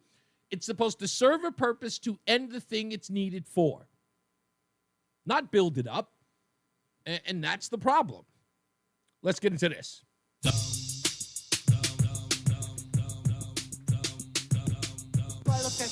Yes, you do. Stupid as can be. This could very well be the stupidest person on the face of the earth.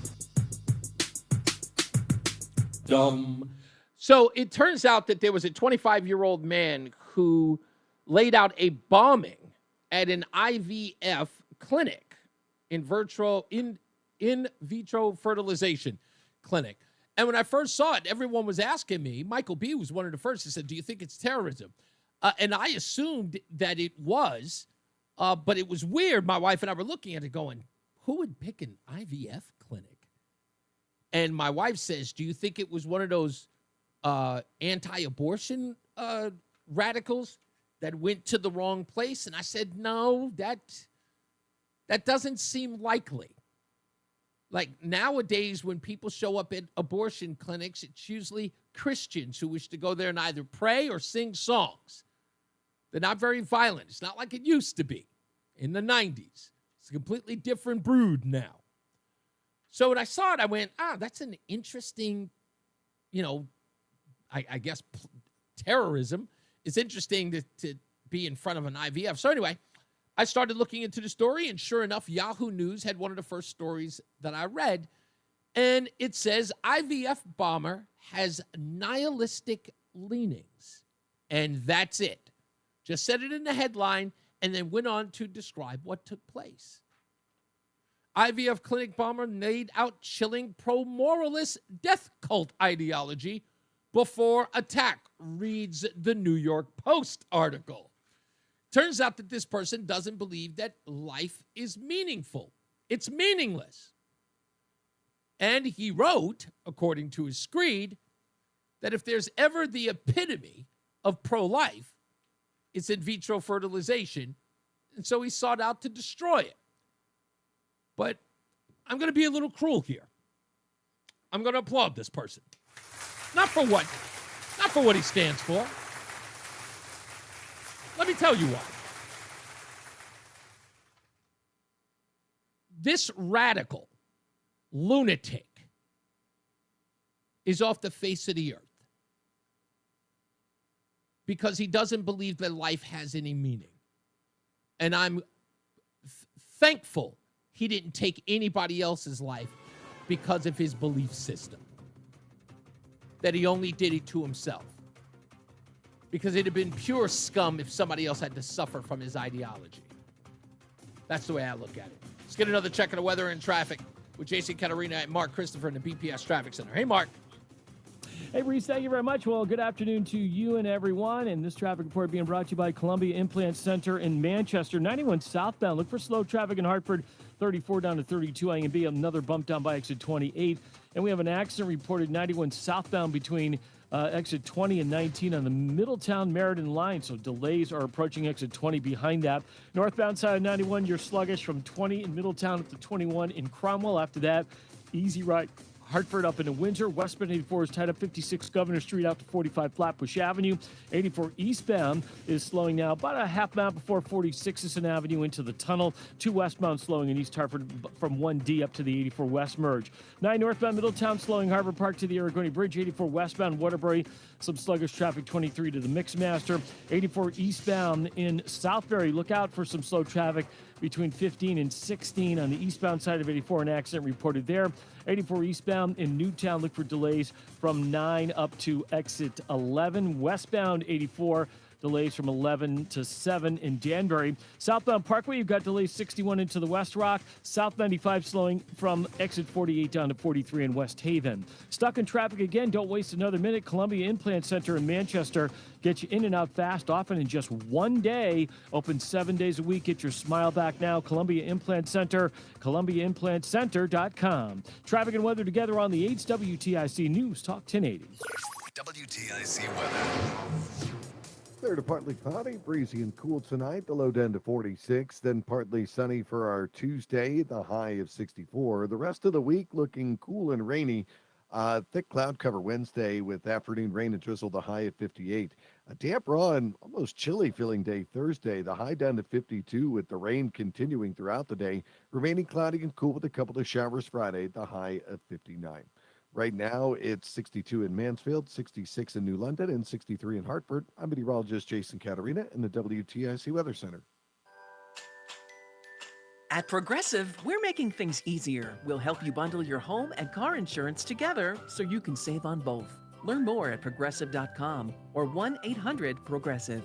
At Ayala Home Services, we handle hundreds of well water problems a year. We believe hearing your options to get water flowing in your house shouldn't cost a thing. That's why we offer free estimates for wells with no water. Plus, get your water back as soon as the same day. Contact the trusted well professionals at Ayala Home Services when you call, click, or text today and say hello, ALO, call for details. Licensed for safety. P1027768, D104014665, E1185643, S3308699, HIC 628926, SM3004646, HOD 635, HOD 223. Feel like everything? I doubt?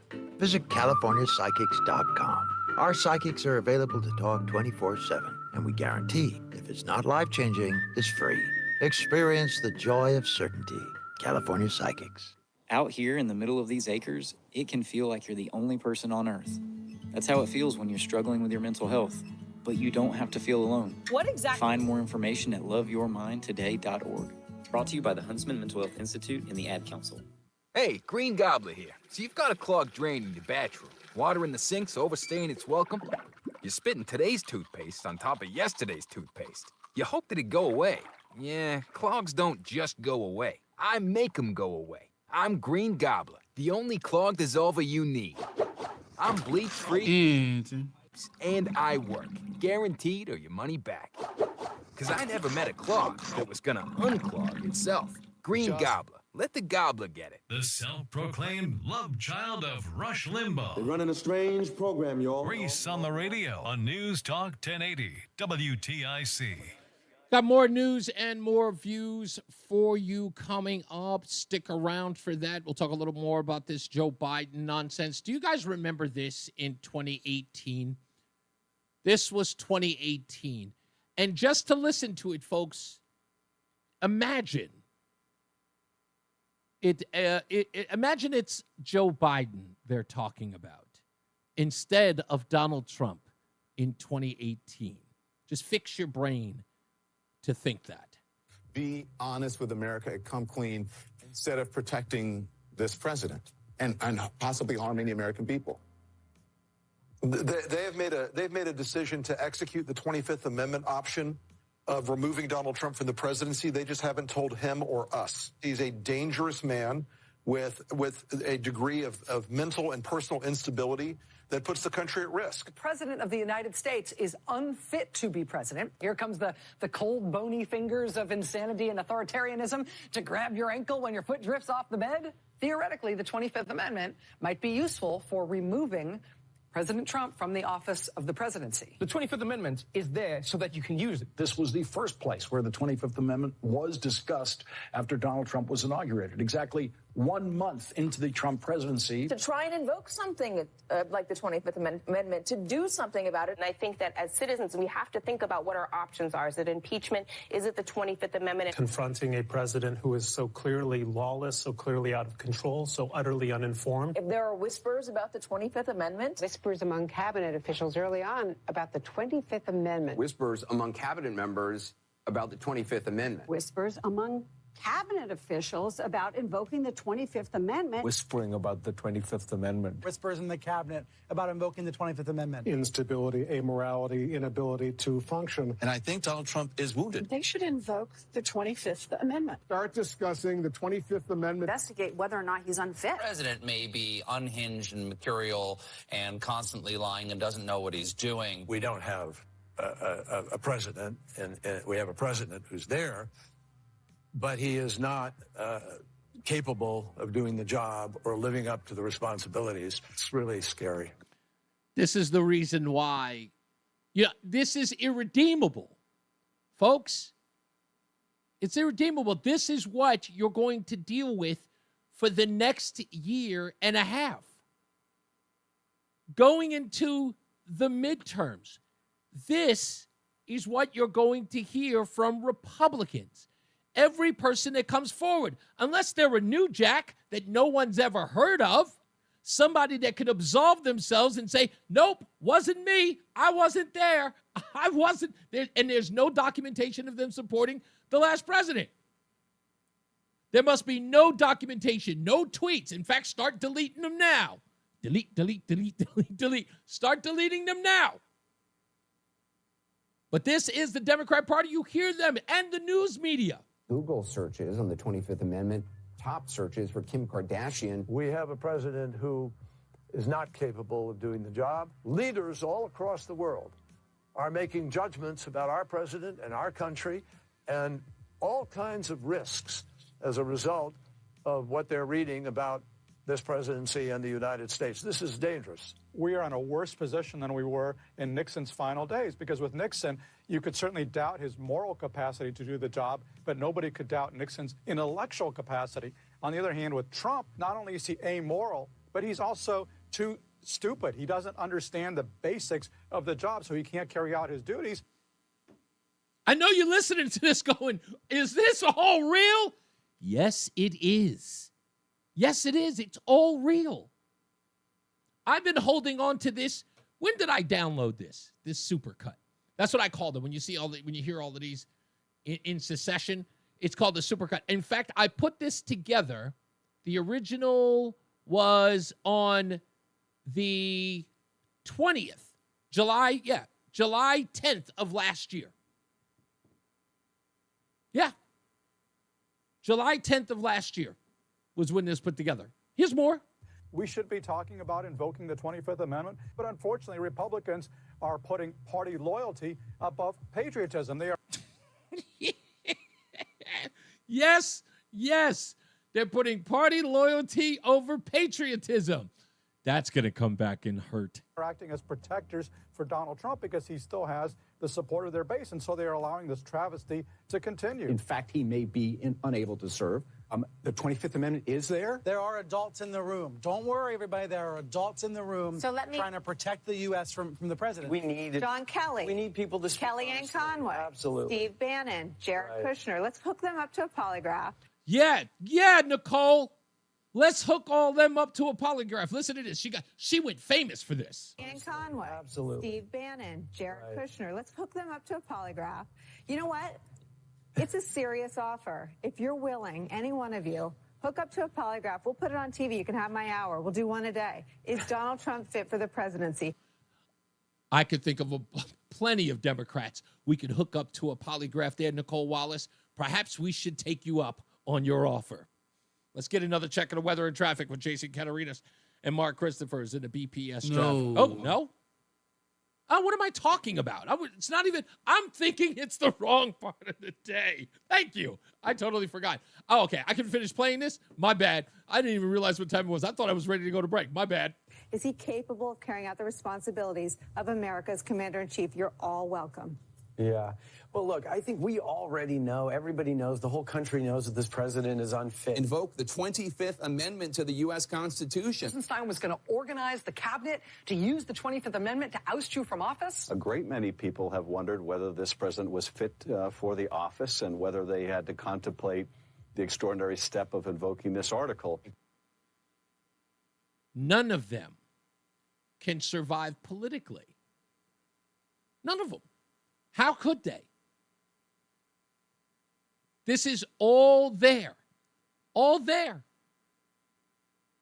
And they know, look, Van Jones said it. They're all going to have to come out and apologize. After everything that they said, wow, it's incredible. 860-522-WTIC. Let's go to Ralph in South Carolina. Hey, Ralph. Reese, you don't understand. Those people, all they were clairvoyant. They were looking ahead to 2021 to 2024, and that's what they were seeing. And they were 100% correct. Yes. Right. They had the right amendment, wrong guy. Exactly.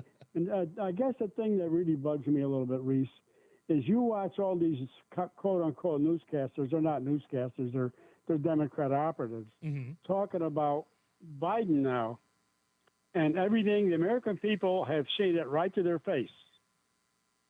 And what they're telling the American people, don't believe what you're seeing and you're hearing, because this guy was really very cognizant and capable of being president. Don't listen to what he said, and don't listen to what you saw. Listen to us morons.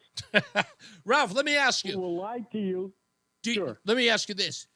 Do you think that the well goes deeper, or do you think we've hit bottom?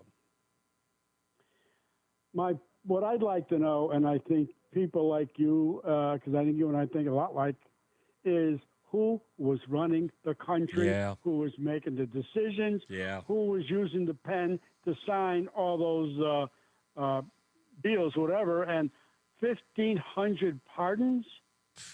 Can you imagine? Over 1,500 pardons. Who were they?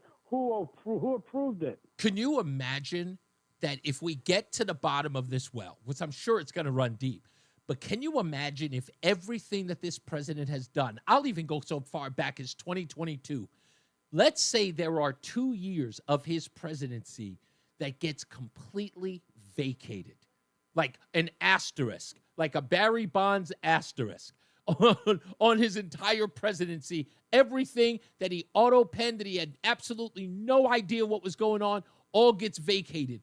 It'll be bedlam. It'll have to be. Reese, you know what would be better than that, in my mind? What's that? Watching all these people who got all this money and following the money that was dispersed and who got it and why they got it and who got the dollars. Man. And that's what I would like Ralph, to see. you are so right. You're so right in the sense of if Joe Biden isn't there and his cronies were running around just writing checks and just giving them to their, to their Democrat operatives and just flowing. I mean, come on, they gave $1 billion to what's her name? What's the woman? Stacey Abrams in Atlanta. $2 billion. Yeah, was it $2 billion? Yeah, $2 billion they gave to her. So yeah, like I said, this is probably going to run pretty deep. Thank you, buddy. I appreciate you. Let me go to Adam in East Hartford. What's going on, Adam? Hey, I know we hadn't talked in over a week and a half, and that church incident, it sounds like it was black on black crime, That it was. Yeah, it was awful. Hey, but with the Joe Biden's cancer diagnosis, I think the president did a good job, President Trump, of wishing him well-being, a speedy recovery, good health. Yeah, listen, this is one of those things where Donald Trump doesn't need to pile on, because guess what becomes the story thereafter? It becomes Donald Trump not showing any grace. He's a bully. Doesn't even, he's smart enough to know. But I'll tell you this is the part that I thought was funny, was that Donald Trump Jr. says, put a post out that says, I cannot believe that Jill Biden didn't notice that her husband had prostate cancer. And the left went nuts saying, do you understand that Dr. Jill Biden, as a PhD in education, she's not a real doctor? And they didn't even get that was the point. It was the joke, because everybody was running around. Yeah, exactly. Her. It was a joke, and they didn't even get it then. So, what do you say? That's all I can tell you. Thank you, Adam. Let's go to Walter on his cell. What's going on, Walter? Yeah, Reese, I don't know. Did you happen to see Cash Patel and Bongino with Bartiromo? Yeah, with Bartiromo, yeah. Yeah. It'll be interesting to see what they come up with. Yeah, I mean, people are a little disappointed with them about the Jeffrey Epstein revelation, saying that there's no there. But they did say that there's some other evidence that's going to come out about the Russiagate that's going to be revealed that many people are looking forward to. So I'll see where it goes. I was a little disappointed in the interview. I thought it was going to be a little more hard-hitting, but I guess there's going to be some stuff that's going to be revealed in the next week or two. So I'll stand by. Yeah, but like they said, they've only been there 3 months. Exactly. And there's a lot of stuff stuffed away Exactly. Somewhere. I think that I think that these first, and you know what would be smart, Walter? Let me say this. Here's where it would be smart. You've got the midterm elections a year away, right? A little more than a year away. If you're going to really isolate and damage the credibility of the Democrat Party to ensure that you stay in power politically, you hold that stuff over for the October surprise. You know what I mean?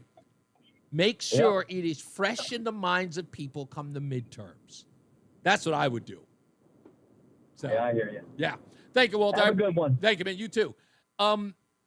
Yeah, it was a joke, Bob. It was meant to be a joke. Yeah. I would love some Democrat callers, but no offense, Bob, but you guys are scared to death. You guys are scared of me. Or you're scared of yourselves. I don't know. Afraid of your own shadows. You know the number, 860-522-WTIC. Do you guys not understand how this phone thing works? Like, as the host, I don't call your house. You call the show. Like, Democrats have to be bold enough and not so wishy-washy and scared to call the program.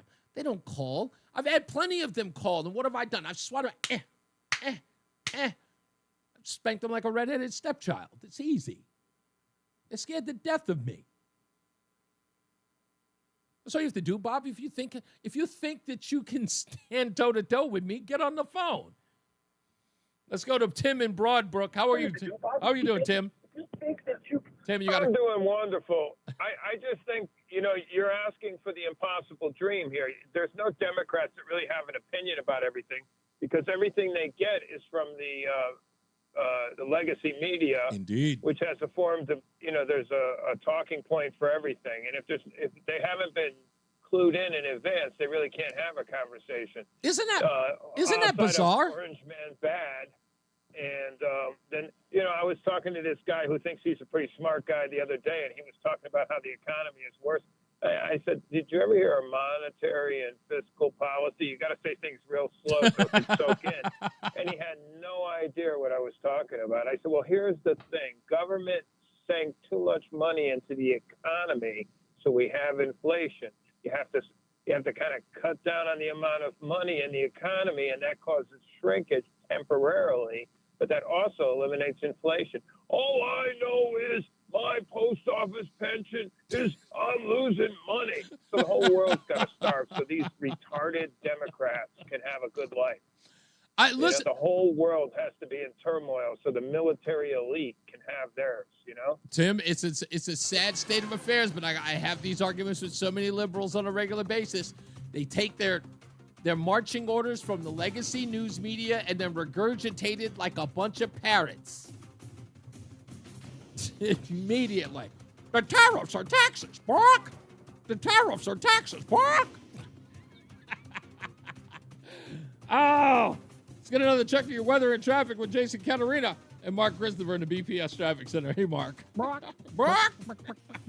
Hey, good afternoon. Reese's Traffic Report being brought to you by Tab Computer Systems, a 100% employee-owned company. 91 southbound coming into Hartford, delays 34 down to 32 INB. You've got slow traffic again down by exit 28 on the Hartford-Weathersfield line. We do have an accident, 91 southbound Middletown-Meriden line between 20 and 19. That's taking out the left lane. Stay right there. Delays are approaching exit 20 behind that. Now, if you're on the northbound side of 91, it's a little slow by exit 22. The Route 9 interchange.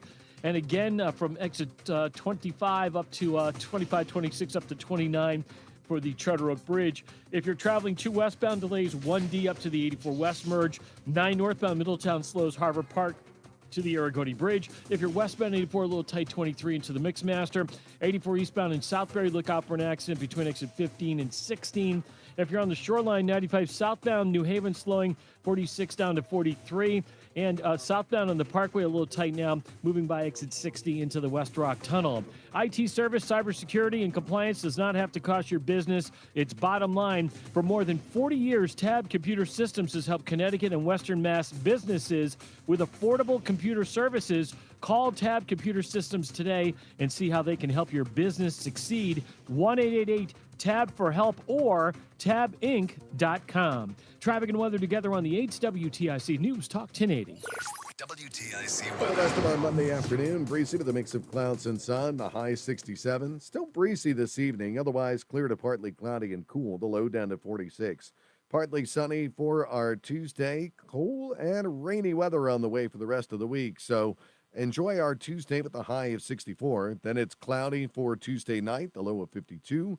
Cool with lots of clouds Wednesday, occasional rain and drizzle, the high of 58. I'm meteorologist Jason Caterina in the WTIC Weather Center. WTIC is celebrating 100 years on the air and 100 years of serving Connecticut. This is WTIC and WTIC FM HD2 Hartford, an Odyssey station. It's 5 o'clock. Good afternoon. I'm John Silva, WTIC 1080 News. President Trump spoke to his Russian counterpart today on the phone about how to end the war with Ukraine. We just spent 2.5 hours talking to Vladimir Putin, and I think some progress has been made. It's a terrible situation going on over there. 5,000 young people every single week are being killed. So hopefully we did something. Trump says Russia and Ukraine will immediately begin ceasefire negotiations. It's not clear when or where any talks might take place or who would participate. A future sign consumer spending is raising alarm bells, and we'll get to that story momentarily. Another issue to tell you about is the House, the State House, that is, passed a bill that will allow it to exceed the spending cap in order to keep Medicaid funded through this fiscal year. Governor Lamont formally declared a fiscal emergency. Those in favor said that costs would have skyrocketed had nothing been done. The measure now heads to the state Senate. New Haven, the latest municipality in the state to consider exterior cameras for its school buses. At a news conference today, city officials and those with First Student backed the proposal. Mayor Justin Elliker says there are too many instances where drivers are choosing to ignore school bus stop signs. People are either not paying attention or they're just deciding to drive right on through, and that is putting our children at risk in the city. Audio from WFSB. An ordinance before the Board of Alders calls for a $250 fine for those caught blowing through a school bus stop signal. They'd have 30 days to appeal. Presently, there are over 300 bus routes that transport 17,000 students daily. Search continues for 7 inmates still at large after they busted out of a jail in Orleans Parish, Louisiana. 3 of the 10 are in custody, and a complete review of the facility is underway. Video shows the cons making a run for it after they broke through a wall. State Police Superintendent Robert Hodges. We're confident this time that we have actionable intelligence on all 7 of those fugitives. And we hope in the coming days, if not the coming hours, that we have them all apprehended. But we need the public's help. Firefighters had their hands full with a structure fire this morning in Ledyard. When crews arrived to the trailer on Rosemary Court, it was fully involved. Fire officials say a propane tank was burning as well. The family there was able to make it out safely, no injuries. The fire marshal's office is investigating. Several departments, including Old Mystic and Mohegan Tribal, lent assistance. Special honors at the State Armory for Connecticut's World War II veterans. 80 years after the end of the war, about 70 survivors were in attendance. They heard from Governor Lamont, Lieutenant Governor Bysowitz, also former state representative Pat Wilson-Phineas, whose father, Bert Wilson, was a member of the Tuskegee Airmen. Your collective sacrifice is a testament to the heroism, loyalty, and indomitable spirit that you own. You know what it means to love one's country fiercely, to stand resolute in the face of adversity, and to strive for a better tomorrow. VA estimates there are less than 66,000 surviving American World War II veterans.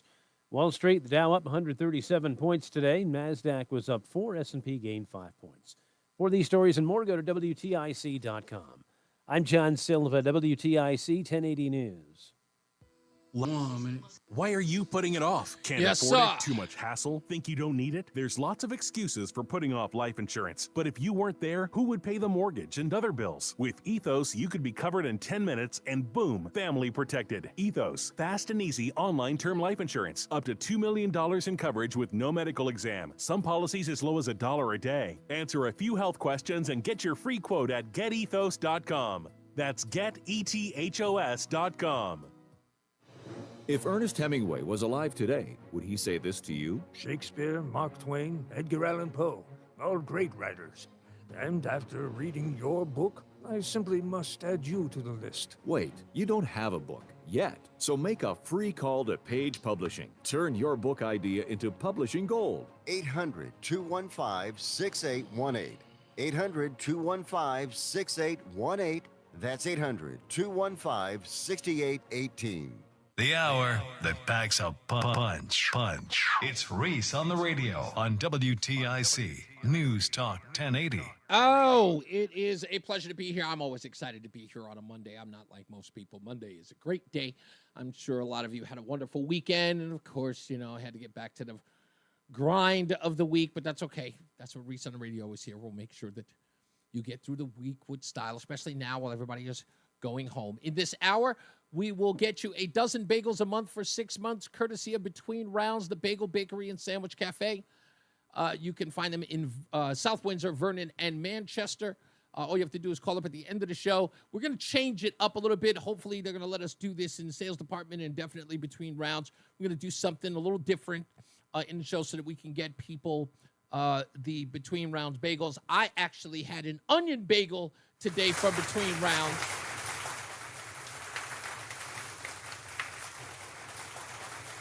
I got about a dozen in my bag. They brought me some when we visited with Jerry, his wife, and his 2 kids. They brought me this big, giant bag of bagels, and I sat at the dinner table with my face inside the bag, sniffing the whole... My wife says that I was huffing bagels.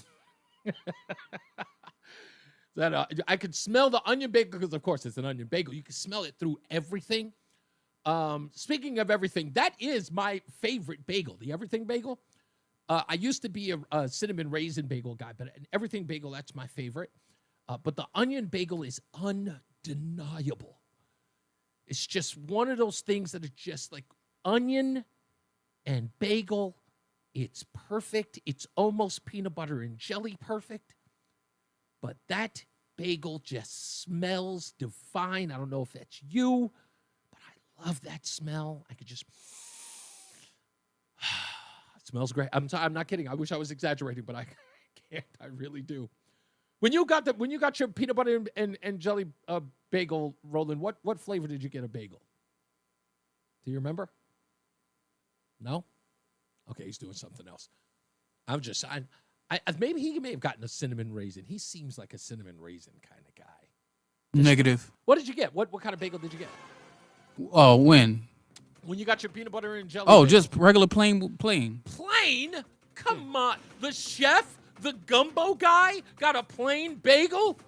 You got to keep it simple, man. Oh, Simple and delicate. You disappoint me. Plain bagel toasted with butter on the top, peanut butter and jelly on the inside. Your Paul Prudhomme behind went up there and got a plain bagel. Got it. I don't believe that. That's insane. Yeah. Let's get another check on the weather and traffic with Jason Caterina and Mark Christopher. I want to hear about Mark Christopher and Jason. What's your favorite bagel flavor when you do get a bagel? Mark Christopher. You're not going to be happy with me. I You're love a plain just bagel plain too? Bagel. Yeah, throw a little cream cheese on there, heat it up. I'm happy. My man. What is happening? Either that or a multigrain. I'm the plain guy. I'm the guy who doesn't like I Not like in this case. Really? You're a plain bagel guy? Yeah. I would have at least thought maybe pumpernickel or something. No. Oh, definitely not pumpernickel. What? No, What are you, definitely allergic? not that. No, just a plain one for me. I'm happy. Little cream cheese, and I'm good to go. Reese, thank you very much. Good afternoon, everyone. Southbound 91, look for delays from Yeah. 2A and B. It delays again 20. I'm an original guy. I like the original Starburst, the original Skittles, the original Snickers bar, all the original things.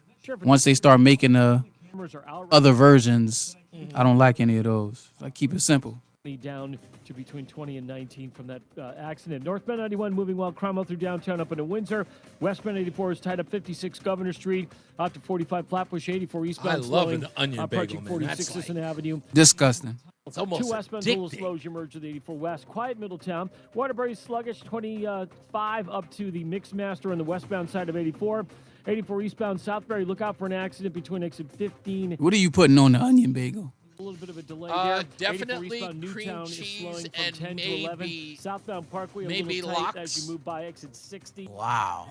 South 95 New Haven slowing 48 to 43. In West Haven, traffic and weather together on the 8's WTIC News Talk 1080. WTIC weather. Yeah, I don't even eat cream cheese, so. Out in Syracuse, we had Wegmans there. Yes. And Wegmans had these things, I think they called them biales or something Yeah. like that. But it was just like a plain bagel, but it had like a slice of provolone cheese and some bacon or something top on a bro. Yeah, Wegmans. I miss Wegmans. I love Wegmans. Although I lived in Virginia and we had Kroger, and Kroger's the bomb too. Yeah. Anyway, let's see. As we head through tonight, breezy, otherwise partly cloudy. Cool tonight. The low down to 46. Partly sunny. Cold and rainy weather on the way for the rest of the week. But after Tuesday, the high 64. Every time I'm in Rochester, we hit Wegmans. I love Wednesday, Wegmans. cool, We had lots of Wegmans clouds, in afternoon Virginia. rain and That was our drizzle, the thing. high only 50. Yup, they got, man, we be in there after we bowl, we go right there to eat whatever we want. Did you ever like did they have a restaurant in the Wegmans that you were at? Yeah, they have multiple restaurants in there. And the Rochester one is humongous. They got rid of the one that was in our town. They got rid of the restaurant. I was so pissed. Yeah, they have a pizzeria. They have a you know how, what do you call them? The little bar with all the different foods. Oh yeah. Yeah. What, like a sushi bar or just regular? No, like when you go to Golden Corral, they have that type of. They have like that a buffet. Yeah, like a buffet. That's the word I was looking for. They have a buffet. They have a pizzeria. They have a sandwich shop like Subway. They have a healthy spot for vegans. Dental care. Yeah, they got vegan cookies and all that. We still miss the Wegmans. We got to go to Whole Foods just to get a close to that experience. Yeah, it's not even the same Whole Foods. You got this. On eBay, you'll find millions of parts guaranteed to fit. Doesn't matter if it's a major engine repair or your first time swapping your windshield wipers. eBay has that part you need, ready to click perfectly into place for changes big and small, loud or quiet. Find all the parts you need at prices you'll love, guaranteed to fit every time. But you already know that. eBay. Things, people, love. Eligible items only. Exclusions apply. Progressive knows road trips without your pet can be tough. Hi, this is Next Stop Dog Boarding. Hi, it's Scott again. How's Squeaks doing? You can tell if he's stressed by his eyebrows. Oh, and his breathing should sound like this. Scott, Squeaks is exactly the same as last time you called. Okay, let's talk in 20 to see if anything's changed. With Progressive, your pet is covered up to $1,000 in vet bills in case of a car accident. So next time, you can take your pet with you.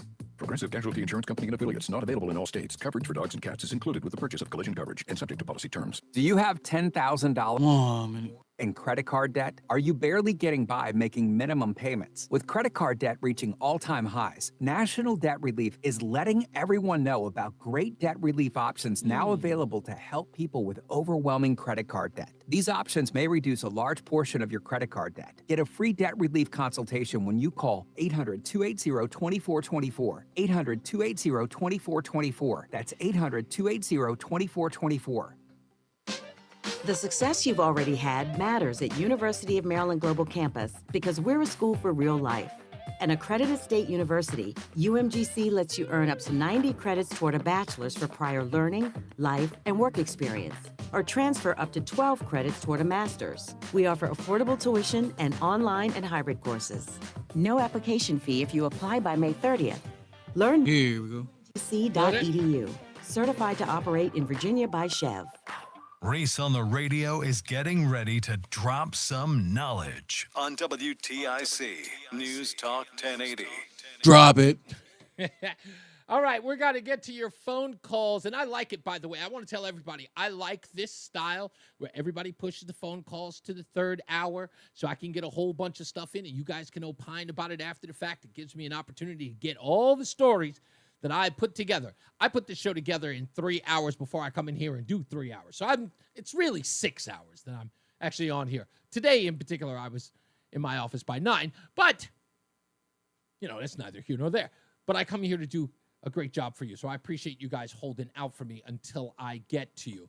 Let's start off with Matt in Bristol. What's going on, big guy?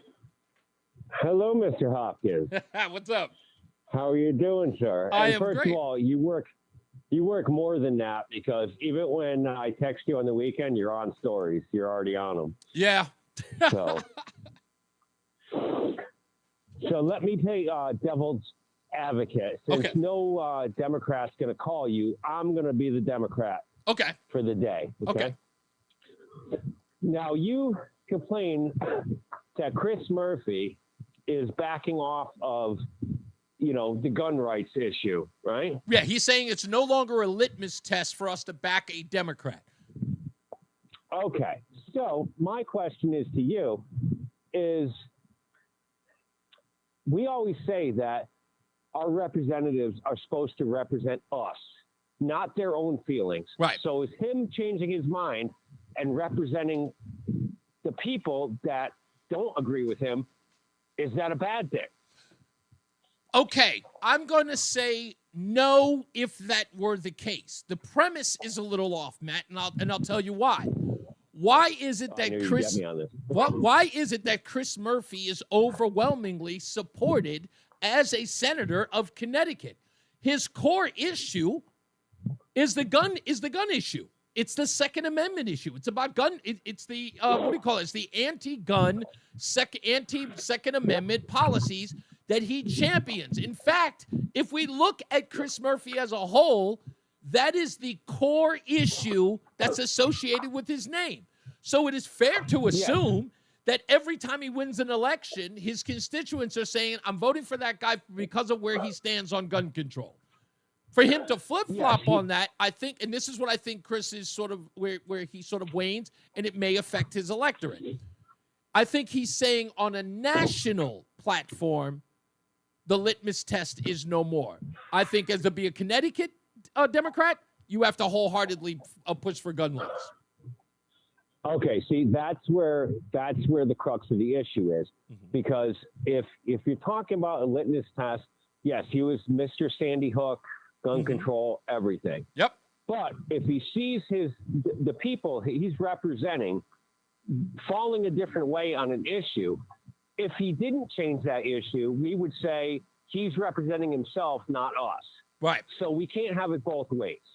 Right. Either he's representing us or he's representing himself, but we can't knock him for representing what the new electorate, the new electorate. Yeah. But let me voters, ask you this, though. Hold on. Let me ask you this, because it's an important point that you're making, right? Because we can look at this as, let's say Chris Murphy had a come to Jesus moment and realized that his stance on gun control was a little too hardliner.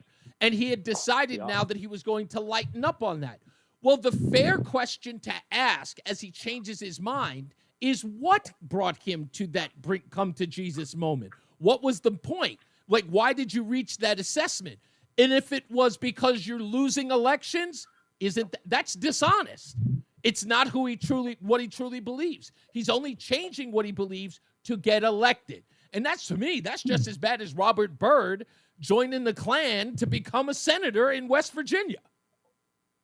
But if the fact that he's losing elections is because the people do not agree with his stance and he's voting for the people that he's representing, I don't know if that's a bad thing. It may not be, but I think he's got to convince the electorate that his change of heart has less to do with trying to get votes and because he really had a come to Jesus moment.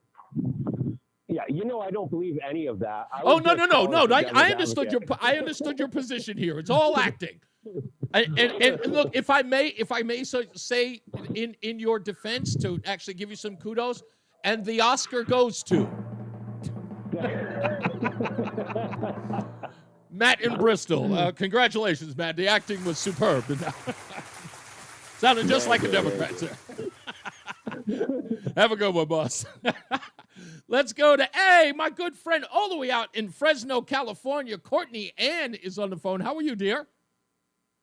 I am doing well. How are you? I'm chilling. What do you got? Well, you know what? Since someone said if any Democrats are going to show up, you're not necessarily a Democrat anymore because I've convinced you to come middle of the road.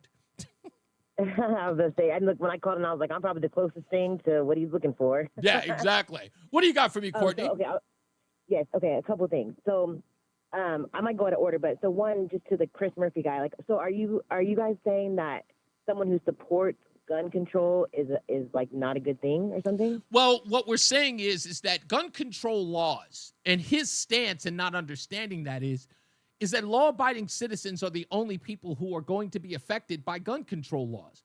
Criminals don't obey any laws. Like a criminal who's going to use a gun for nefarious reasons isn't checking the gun law. in order to use the gun. He goes, hey, is it still illegal to shoot a 7-Eleven clerk? Oh, it is? Well, I better put this gun away. No one's working it. So when you put out a gun law, it affects those who are law-abiding citizens. And Chris Murphy knows that. But he will say the reason why we need these gun laws is to keep criminals or bad actors from committing gun crimes. It has never been effective at any time in our history. That's not true. Name it. Tell me. In our history, I will. Okay, so maybe not in our history because we've never had a time that has had gun control, like really. So what about the assault weapons ban? The assault weapons ban under the Clinton administration. So it wouldn't. So to ban just a certain gun is not gun control. That's just banning a certain gun because I can get a handgun and kill you just as like I can kill you with a automatic or whatever. You know, semi-automatic. Well, they're all semi-automatic. Yeah. But that's hold on, Courtney. You brought up a very, very good point. Chris Murphy's stance on gun control is exactly what you just pointed to. He fails to talk about handguns, which, by the way, are overwhelmingly the cause of death in this country. Instead, he goes after what he and many of his advocates call, a military-style weapons like an AR-15. They're what he calls the scary guns, which have fewer, and they're only used in mass shootings, even though if you compare mass shootings like Virginia Tech or Parkland or even, for that matter, Sandy Hook, those weapons are used in those incidents. But the overwhelming death rate in the country is due to handguns. But he never mentions that, and that's why he's disingenuous, because we know what he's trying to go after. It's those weapons, what he calls semi-automatic assault weapons. Right. Okay, so I have another point, but let me just say this. Yeah. So Australia, Japan, United Kingdom, Canada, and Germany, all countries that after a certain mass shooting, some of them were back in the 90s and everything, they all implemented a very strict gun laws, and all of them have had successful lower crime rates, lower everything. I personally don't think that America's mentality is actually a good one to own a gun. I do know the point. Well, criminals aren't going to turn their gun in. Yeah, but the difference between the criminals is now we can weed them out because if you go to an open carry state and everybody has a gun on their hip, I don't know who's a criminal. But if I go to a state that has a gun law, now I could say anybody with a gun, call the police, get him, take his gun away. Courtney, let me bring that international tally that you just gave. Let me bring it closer to home. Okay, California versus Idaho. Okay. Now, we know Idaho has a population of about 1 million. California has 38 million. Right. It's fair to say that in California, if we were to use, if California were America and Idaho was Germany, it would be fair to say that the ratio of gun deaths in those two states would be disproportionate if the two had if California didn't have these gun controls and Idaho did. Right, the level of guns that's a horrible example. Well, no, it's not a horrible example. It's not a horrible example. Let me explain to you why, Courtney. Let me explain to you why it's not a horrible example. Okay, yeah. Because we're looking at we're talking about populations. Now, if you're saying in Europe, right? If we would even take all of Europe, right? If we took Germany, if we took England, if we took Ireland, we took Scotland, and we took, what was the other country I'm missing? But it doesn't matter, Italy. If we took all the European countries and we compared them to the population of the United States, we would still be overwhelmingly larger as a population. So the ratio... One of them is Japan. Okay, fine. But nonetheless, even if you include Japan, we are overwhelmingly larger than all of those countries combined as far as population is concerned. So the ratio that they're using is few and far between. We're talking about a larger density versus a smaller one. And the amount, again, they don't have any guns there versus the fact that we allow the Second Amendment in this country. So it's an unfair comparison. Yeah. That's all I'm saying. All of them had. I don't think it's unfair because they all had guns. Some of them implemented like a gun buyback thing, like to give to give folks money to turn their guns in. So it's not like these countries had guns. But going to the other thing I wanted to comment on, Joe Biden. So this is my I don't agree with half the things that these presidents do. I like Trump. I like what he's doing. Mm-hmm. I mean, I don't like all the things he's doing, right? But so. One thing I want to say is if we held a microscope? A magnifying glass, a microscope, to to each and every one of us. If we checked even if we checked everybody's search history online, I'm pretty sure that our opinions would change of all of us. You know, being a PK, I'm a pastor's kid, and everybody's like, "Oh, they're the worst," and I'm like, "Not really. We just have people looking at it." But wait a minute, Courtney, are you giving? Okay, are you asking us to give Joe Biden a pass with everything? Because I think that this is one of those things where people are focusing on Joe Biden as opposed to the overall. Here's what I think. What might be missed in all of this. We are talking about an entire apparatus around the Biden administration that while he was president of the United States and was failing mentally, there was an apparatus around him that shielded him and denied the American people of access to the truth of his state of mind. And they played it off like he was okay. If we questioned it, they demonized us. If we questioned it, they destroyed, they kept people from having access to the White House. They got other actors to demonize said person in the news media. They were destroying careers because they dare mention it. When they're supposed to be, again, serving the American public, they told the American media that you're not allowed to hold the hierarchy to a standard that all of us should ask for our elected officials. And what we're saying is that it's not just Biden, it's the whole deal. Right. So, and with that, for the situation at hand with Biden, he was a victim. He was not in his right. He is. That man has dementia. That man does not even know what's going on. So, if we're mad at anybody for this election or for this past election with Biden, we should be mad at whoever they is. Courtney, right? Like he went out on earlier, stage. Like, who are these people? He went out on stage and condemned Robert Hur for suggesting or bringing up his son Beau's death. And Hur had done nothing of the sort. Are you saying that he shouldn't be held accountable for? I'm saying that. No, I'm saying that. So whoever was protecting him is who should be held accountable. Everybody talks about I don't know, Courtney. I think you're giving. You can't. That's like, how are you going to be mad at somebody who has dementia for forgetting something?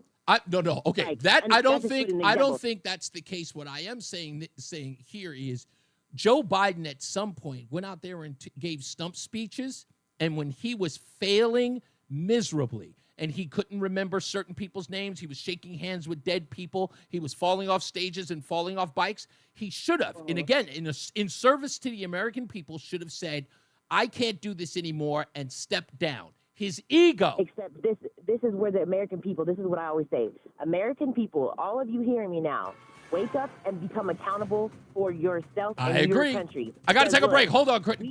I'm going to keep you on. I got to get to the traffic and weather with Mark Christopher and Jason Caterina. Hey, Mark. Hey, Reese, thank you very much. Well, if you're heading into Hartford right now, southbound side of 91 delays 33 to 32, a little slowdown 27 to 28. And again, some sluggish traffic from 19 in Meriden down to exit 17 for the Wilbur Cross Parkway. Northbound 91, easy ride now. Cromwell through downtown up into Windsor. Westbound 84 is running slow. 56 Governor Street out to 45 Flatbush Avenue. 84 eastbound delays about a half mile before 46 Sisson Avenue, sluggish into the tunnel. 2 westbound slows from 1D up to the 84 West merge in East Hartford.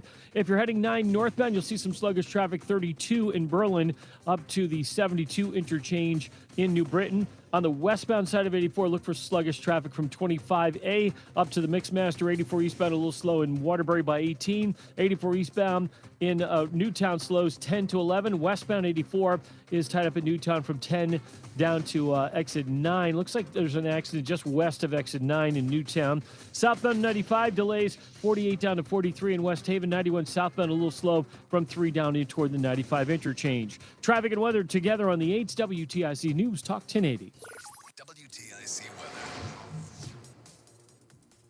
For the rest of our Monday afternoon, breezy with a mix of clouds and sun, the high 67. Still breezy this evening, otherwise clear to partly cloudy and cool, the low down to 46.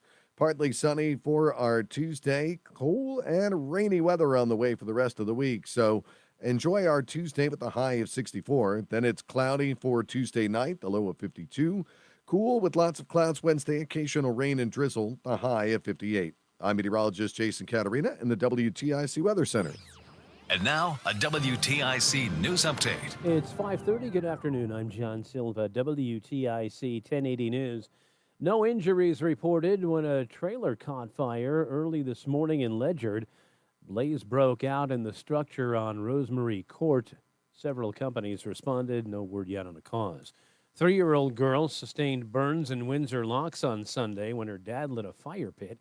The father told police an unexpected gust of wind drove that fire toward the child. She was taken to Connecticut Children's in Hartford with non-life-threatening injuries, first and second degree burns. Governor Lamont signed a declaration today that enables the state legislature to adopt a plan to keep Medicaid funding through the fiscal year, which ends June 30th. The House voted in favor of the measure earlier today. It's now in the Senate being considered. It allows lawmakers to exceed the state spending cap in order to get rid of a $300 million shortfall. A teen in Wallingford is facing charges after police say they attempted that TikTok challenge that's been going on, where something is stuck inside a laptop, which causes it to catch fire. This happened back on May 9th at Lyman Hall High. Police say pencil graphite was used and was stuck in the USB port. 2 males in Southington were recently charged for performing the same stunt. And President Trump and Russian President Putin spoke for a couple of hours today after the White House said Trump had grown frustrated with the Ukraine conflict and also talked to his Ukrainian counterpart in attempts to get a ceasefire. On Wall Street, the Dow gained 137 points today. The Nasdaq was up 4, S&P up 5. Baseball on the radio tonight. Mets and the Red Sox start a 3-game set at Fenway. We'll take the pregame right after the 6 p.m. news. Yankees are idle. They open a series against the Rangers tomorrow night at the stadium. For these stories and more, go to WTIC.com. I'm John Silva, WTIC 1080 News. Hey, it's Tom Shattuck. As you know, my friend Phil has been on Awaken 180 weight loss, and now he has just finished week 13 of losing weight each and every week. I'm down 65.4 pounds. I'm feeling a lot more confident in myself. You know, like I used to be, especially summertime, be embarrassed to wear certain clothing because you didn't want to show your weight. I have my major high school reunion in September, and I'm kind of looking forward to, showing off a little bit. That'll be kind of cool. I can actually wear clothes that I've had tucked away for years. So I'm kind of excited about that. I'm getting a little cocky. It's okay to get a little cocky when you've lost a lot of weight with Awaken 180 weight loss because you did it the right way. Eating healthy food, but eating smarter. Working with a coach who customizes the approach to you. Unlike all these fad treatments for weight loss that you hear so much about in the news, with Awaken 180 weight loss, all you put into your body is delicious, healthy food. Make your consultation today. 844-346-1800. Online at awaken180weightloss.com. You're hiring. Have you ever felt like you're missing out on meeting truly great candidates for your roles? It seems impossible to find them, but they have to be out there somewhere, right? Well, they're not hard to find when you know where to go, and that place is ZipRecruiter. And right now, you can try ZipRecruiter for free at ZipRecruiter.com/free. ZipRecruiter helps 10 million people with their job search every day. And because these people are actively looking for jobs just like yours, it's easy to find the right person right away. In fact, 4 out of 5 employers who post on ZipRecruiter get a quality candidate within the first day. But if you're not using ZipRecruiter, you're missing out. So see what it's like when the impossible is easy. When you go to ZipRecruiter.com/free right now to try ZipRecruiter for free. Once again, that's ZipRecruiter.com/free.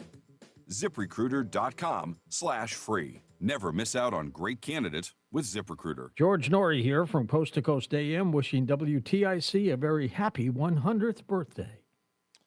And we're back. It's Reese on the Radio. I want to put Courtney back on because, Courtney, you were saying that the last part you were saying, if I could get this right, is that we need to sort of give Joe Biden some grace because this man was in office while he had dementia. I mean, I don't know about grace. I just think that our focus is on the wrong things, though. And that's what I was gonna say. It's just funny, to hear all the parties talk at each other when they're really legalized gang members. That's what all these parties are. You guys are legalized gang members that stand behind policies and ideologies that y'all didn't even come up with, but you guys rep it so hard and refuse to All right. Do Well, I don't anything want to of the get other into. party. Hold on, Courtney. I don't want to get into weeds in that. That's another conversation that you and I have to have extensive conversation about. And I still disagree with it. But let me just say this on the Joe Biden front, which, by the way, I got some comments in the chat room that are very happy that you're here on this, because the Joe Biden dilemma as it stands right now, and maybe you're looking at this from, I kind of understand that you're looking at this in the here and now, right? Because at this point, Joe Biden's gone, and there were other culprits that were involved there. But let's take the point that you're making, that Joe Biden had dementia and other people were at the core responsible for keeping it from the rest of us. Well, I think therein lies the biggest problem that we have and the conflict we're having with all of this. Because it only begs the question, Courtney, who was the president? They elected, 81 million people voted for a guy to hand out their vision for America. Now we're finding out that he may not have been the person who was doing that. Other people, unelected bureaucrats. Right. So you want to know, so God works in mysterious ways. I believe that Joe Biden and the example that was shown to the world was just showing you what it's always been. It's Somebody always else. been the puppet masters. It's always been the puppet masters. And that's why the puppet masters hate Trump. Why is it they And- never say that about Trump? They always say Trump is the one implementing everything. But Joe Biden is like, they're puppet Because masters. Think about it. No, because Trump is against, like, the puppet masters hate Trump because he Right. goes against everything they're trying to do. So it makes sense for them to say everything about Trump because they need people to hate Trump, and it's backfiring though. But they, you know what I'm saying? So that makes sense. But it's always been puppet masters. It's Right. just, you know what I'm saying? So that's all we just got to look into how it really looks. Yeah, and I think that's instead what of I think that's what people are trying to do now. Like, look, Joe Biden has garnered no he's garnered no grace in all of this because for a long time he's kind of been a jerk for a long time as a politician. From what's his name, Clarence Thomas, to even things he said about Barack Obama, clean and articulate, having an Indian accent at a 7-Eleven, congregating with segregationists and the like. This is always who he's been. So all of that now, the point now that people are saying, well, let's give him a little bit of grace now that he has cancer. He's got a lot of, things he's got to atone for. Yes, but not really, because Reese, are you really, like, let's look at all of us. Take your individual self and let's look at all the things that we've said in life. I mean, if anything, I've said some pretty racist stuff joking around. If we're going to go there. All I'm saying is look, God. I'm a regular citizen. This guy was elected to be the president of the people and the senator of the people. I'm holding him to a higher standard because he's asked me to. That's all I'm saying. God bless you, Courtney. I'll talk to you after. I'll call you after the show. I got to go to a break. All right, let's get another check of the weather and traffic with Jason Catarina and Mark Christophers in the BPS Traffic Center. Hey, Mark. All right, Reese, thank you very much. If you're heading into Hartford right now, southbound side of 91, some slow traffic, 33 down to 32 IMB, and again down by exit 28, Hartford, Weathersfield, Lime. Sluggish again from exit 19 in Meriden down to 17 for the Wilbercross Parkway. Easy ride 91 north, Cromwell up into Windsor. Westbound 84 slowing 56 Governor Street to 45 Flatbush, 84 eastbound, sluggish 46 Sisson Avenue into the tunnel. If you are traveling to westbound, you got delays in East Hartford 1D up to the 84 West Merge. Quiet 291, 384. Quiet in Middletown 9 northbound. Look out for some slow traffic now between exit 32. Looks like we have an accident 9 northbound up by exit 35 in New Britain. So delays back to 32. If you are traveling in the westbound side of 84 into Waterbury, sluggish from 25A up to the Mixmaster, 84 eastbound Waterbury, some slow traffic 17 to 18. If you are traveling in the westbound side of 84 Newtown, delays from exit 10. Looks like we have an accident just west of exit 9 in Newtown. And if you're traveling into New Haven, southbound on the Parkway, slowing 60 in Hamden. 95 South New Haven's type 48 down to 43 in West Haven. Traffic and weather together on the 8's WTIC News Talk 1080. Brought to you by Staples. Your local Staples has hot deals and super low prices throughout the store on everything for your business. And right now at Staples, save up to $250 off your print order. Exclusions apply. Visit staples.com/print for details. And 614. Save even more with the Easy Rewards program at Staples. WTIC weather. All right, for tonight, mainly clear and comfortable. We'll have a nice day as we head on into tomorrow as well, but the chilly, cool night tonight. The low down to 46. Partly sunny, the high 64 for us tomorrow. Then cool with thick cloud cover on Wednesday. Afternoon rain and drizzle, the high 58. Cold, chilly with rain on Thursday, the high 52, and a couple of showers with the high of 59 on Friday. Right now, 63 in Bristol, 61 in Hartford. I'm meteorologist Jason Caterina in the WTIC Weather Center.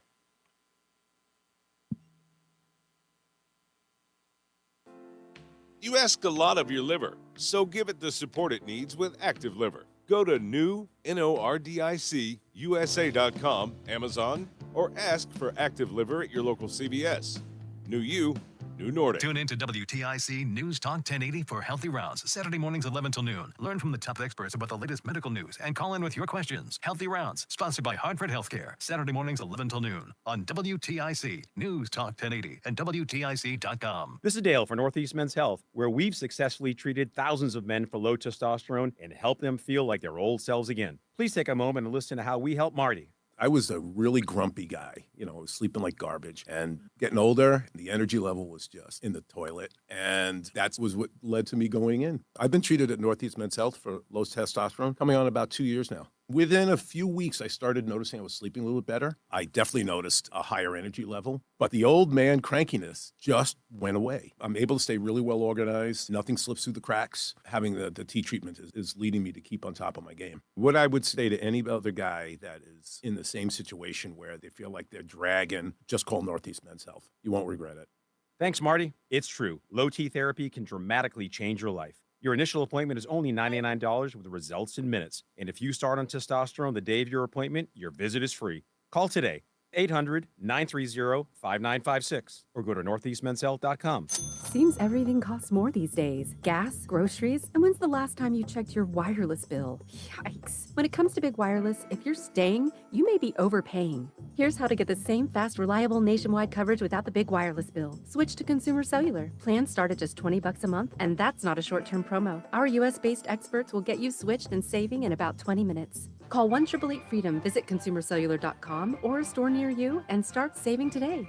Plans include $5 credit for auto pay and e-billing. Not available in all states. Rates vary. Building a financial safety net for your family can be tough, but with term life insurance through Ethos, you can have peace of mind that they can pay the mortgage and other bills if something happens to you. With coverage in as little as 10 minutes, all online, Ethos finds your best rate across their multiple trusted carriers. Some policies as low as $1 a day billed monthly. And even in uncertain times, your term life insurance rates and payout don't change. Here we go. Quote at ethos.com/life. That's ethos.com/life. What's up, everybody? You know who it is. You know who it is. You know who it is. It's Reese on the Radio. Frederick Douglass of the 21st century. It's WTIC News Talk 1080. Oh, man, it is almost a wrap before we get up out of here. Plenty of news and plenty of views have been shared, and I appreciate every single one of you who's been a part of it. Today's the 19th, so tomorrow the book called Original Sin by Jake Tapper comes out. Everyone's anticipating it. A lot of people believe that the cancer diagnosis about Joe Biden is going to take a little bit of the spin or the curve off of that story. I sincerely doubt it. Unless the book is a dud. Unless we've heard the worst stuff from the book. Like if George Clooney not being recognized is the biggest revelation from the book, yeah, Joe Biden will skate by. Michael B. says that Courtney has a point. Says you can't hold somebody accountable when they're not in their normal frame of mind. I don't agree with that. I know that people are under the impression that Joe Biden was there literally like a robot, just doing what he was told. but he had cogent moments. He's probably, and don't forget, he still shows up on The View. He's still showing up at speeches. Half there, a quarter there, 3/4 there. I don't know. But clearly, I mean, in this case, you got to say that everybody around him is a complete piece of scum because no one's told the guy, you might have to get off the stage. And I'll tell you why I believe, if that's true. Let's play devil's advocate, as Matt and Bristol so eloquently did. Let's play devil's advocate. Let's say that the man ain't all there, okay? But they know that the only way they're going to get paid a dime is if Joe Biden goes out on the stump. The only way anybody eats in the family is they got to drag his old bones out to The View or at a speech or at some sort of function to get a couple of $100 so they can keep the lights on at home. If they are willing to drag his old bones out there, then fine. If those are the people out there, if Jill is the culprit, fine. We'll demonize her. Anybody else for that matter who's a part of it, if they are still milking every dime off this old man's bone, off his bones, yeah, you might be right. They should be held accountable. I think he plays some role. Gosh, Craig, Jill is Satan. That's harsh. That's hard as hell. Let's get to the phones before we get out of here. Dave's in Ellington. How are you, sir? Okay, maybe not. Let's go to who's next? Oh, Mike's in Plainville. How are you, sir? I absolutely have no sympathy. I can't. Joe Biden or any of the bad actors that enabled him. They turned the flag upside down. They turned this country upside down with COVID and everything else. No, you can call me Mike the Merciless, okay? They got us. We almost lost everything because of this crime syndicate that was in Washington. Mm-hmm. And it's going to take us years to recover from it. I give him no sympathy or any of the bad actors. I look again. I think that everything that he did, and again, I'll go so far as to say this, Mike. He didn't act alone. I think we can all say that, even if he wasn't solely responsible. He didn't act alone, but he's definitely a culprit. He's definitely one of the bad actors from the lawfare. He's never been a solid American. He mixed in with the Ku Klux Klan with Robert Byrd. Yep. And going way back, okay? What has he done for this country? Anything positive? He hasn't done anything except get the hell out of office. Yeah. For God's sakes. That's all. That's it. Yep. Thank you, sir. Let's go to Lori's in Glastonbury. Hello, Lori. Hi there. So I want to address one of the things that Courtney was talking about in terms of Japan. Yes. Japan, yes, it does have strict gun laws, but interestingly enough, who has the guns? The Yakuza, who is the Japanese mafia. Right. So it's always the bad guys that are never going to pay attention to what the gun laws actually are. And I understand that she thinks it's going to weed things out, but you can't go by that in Japan because it's a homogenous society, and they want to make sure that they save face. No one is going to attract negative attention to themselves. Even during the tsunami, when everything happened in Japan during that time, there was no looting. You want to know why? Because no one wanted to be that guy caught on camera, coming out of somebody's house stealing stuff. Yeah. That's not who that country is. I lived there for 2 years. So I'm very familiar with how the culture rolls. It's a very different culture. And you can't look at the gun laws and say, oh, they have to take gun laws. Look at the culture. I think what she's also missing there, where Courtney misses in all of that, is that in this idea that, we should have stricter gun laws, I always ask the question of those people. I said, so who are the people who should be allowed to have guns? And it's always the government, therefore meaning the police, the military, and government officials. And I always respond to them. So the people who are a constant threat to your freedom, and that's a government, They should have the ability to have guns where you cannot defend yourself. And I realize what it is, Lori, and it's very true. To the layperson on the issue of guns, they see only two kinds of people that have them. Not should, who have them. Guns are in the hands of the police or criminals. They don't see citizens as people who should be defenders of their own freedom. They see guns as something adversarial or something that the government should have. They don't see the middle ground. Because the rest of us, if we got a gun in our hands, average citizens, the only allegiance we would have is to criminality. That's what I know. That's the most of the people who are part of the gun control lobby. That's what they believe. Right. So I wanted to just kind of make a comment on that. In terms of the whole Joe Biden situation, what we are all watching is a Shakespearean tragedy playing out. You got it. It's King Lear. It's a King Lear combo with Macbeth, because you can't tell me that Joe Biden is not Lady Macbeth. That chick is she convinced?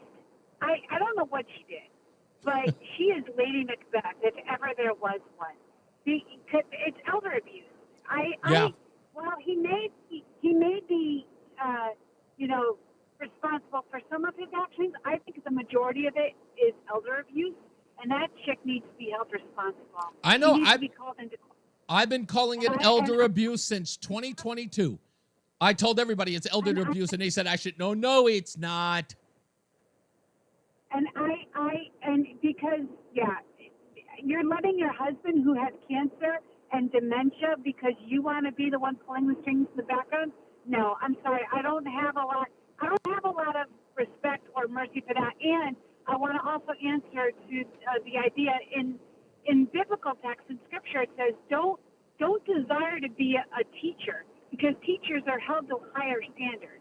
That's right. So if you're president, you're going to be held to a higher standard. There are just some positions that should be held to a higher standard, and president is one of them. Indeed. Thank you, Lori. Much appreciated. Aaron's in Goshen. What's going on, Aaron? Let's just remember, Mao took the gun, Stalin took the gun, Hitler took the gun. Yeah. Our king tried to take our guns. That's what a totalitarian government does. That's right. Why we have the Second Amendment. If we can't defend ourselves against a totalitarian government, they rule us. Australia, prime example, COVID. Didn't they have COVID concentration camps? Yes. Weren't they locking people up? Yes, they because were. they weren't going to get vaccinated? Weren't they taking people out of their normal life and sticking them into barbed wire, essentially a concentration camp? Yeah. This is insane. It's insanity. There's a reason why they have a Second Amendment. It's insanity that people don't recognize, right? People keep looking at the world from this myopic and sort of horse blinders worldview. That here in this country, if there's no totalitarianism happening here, it's happening nowhere else in the world.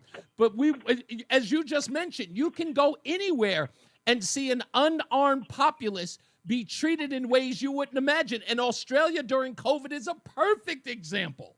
Right now, think about this. They were locking people up. Exactly. They're locking people up in England. They're locking people up in England right now just for social media posts.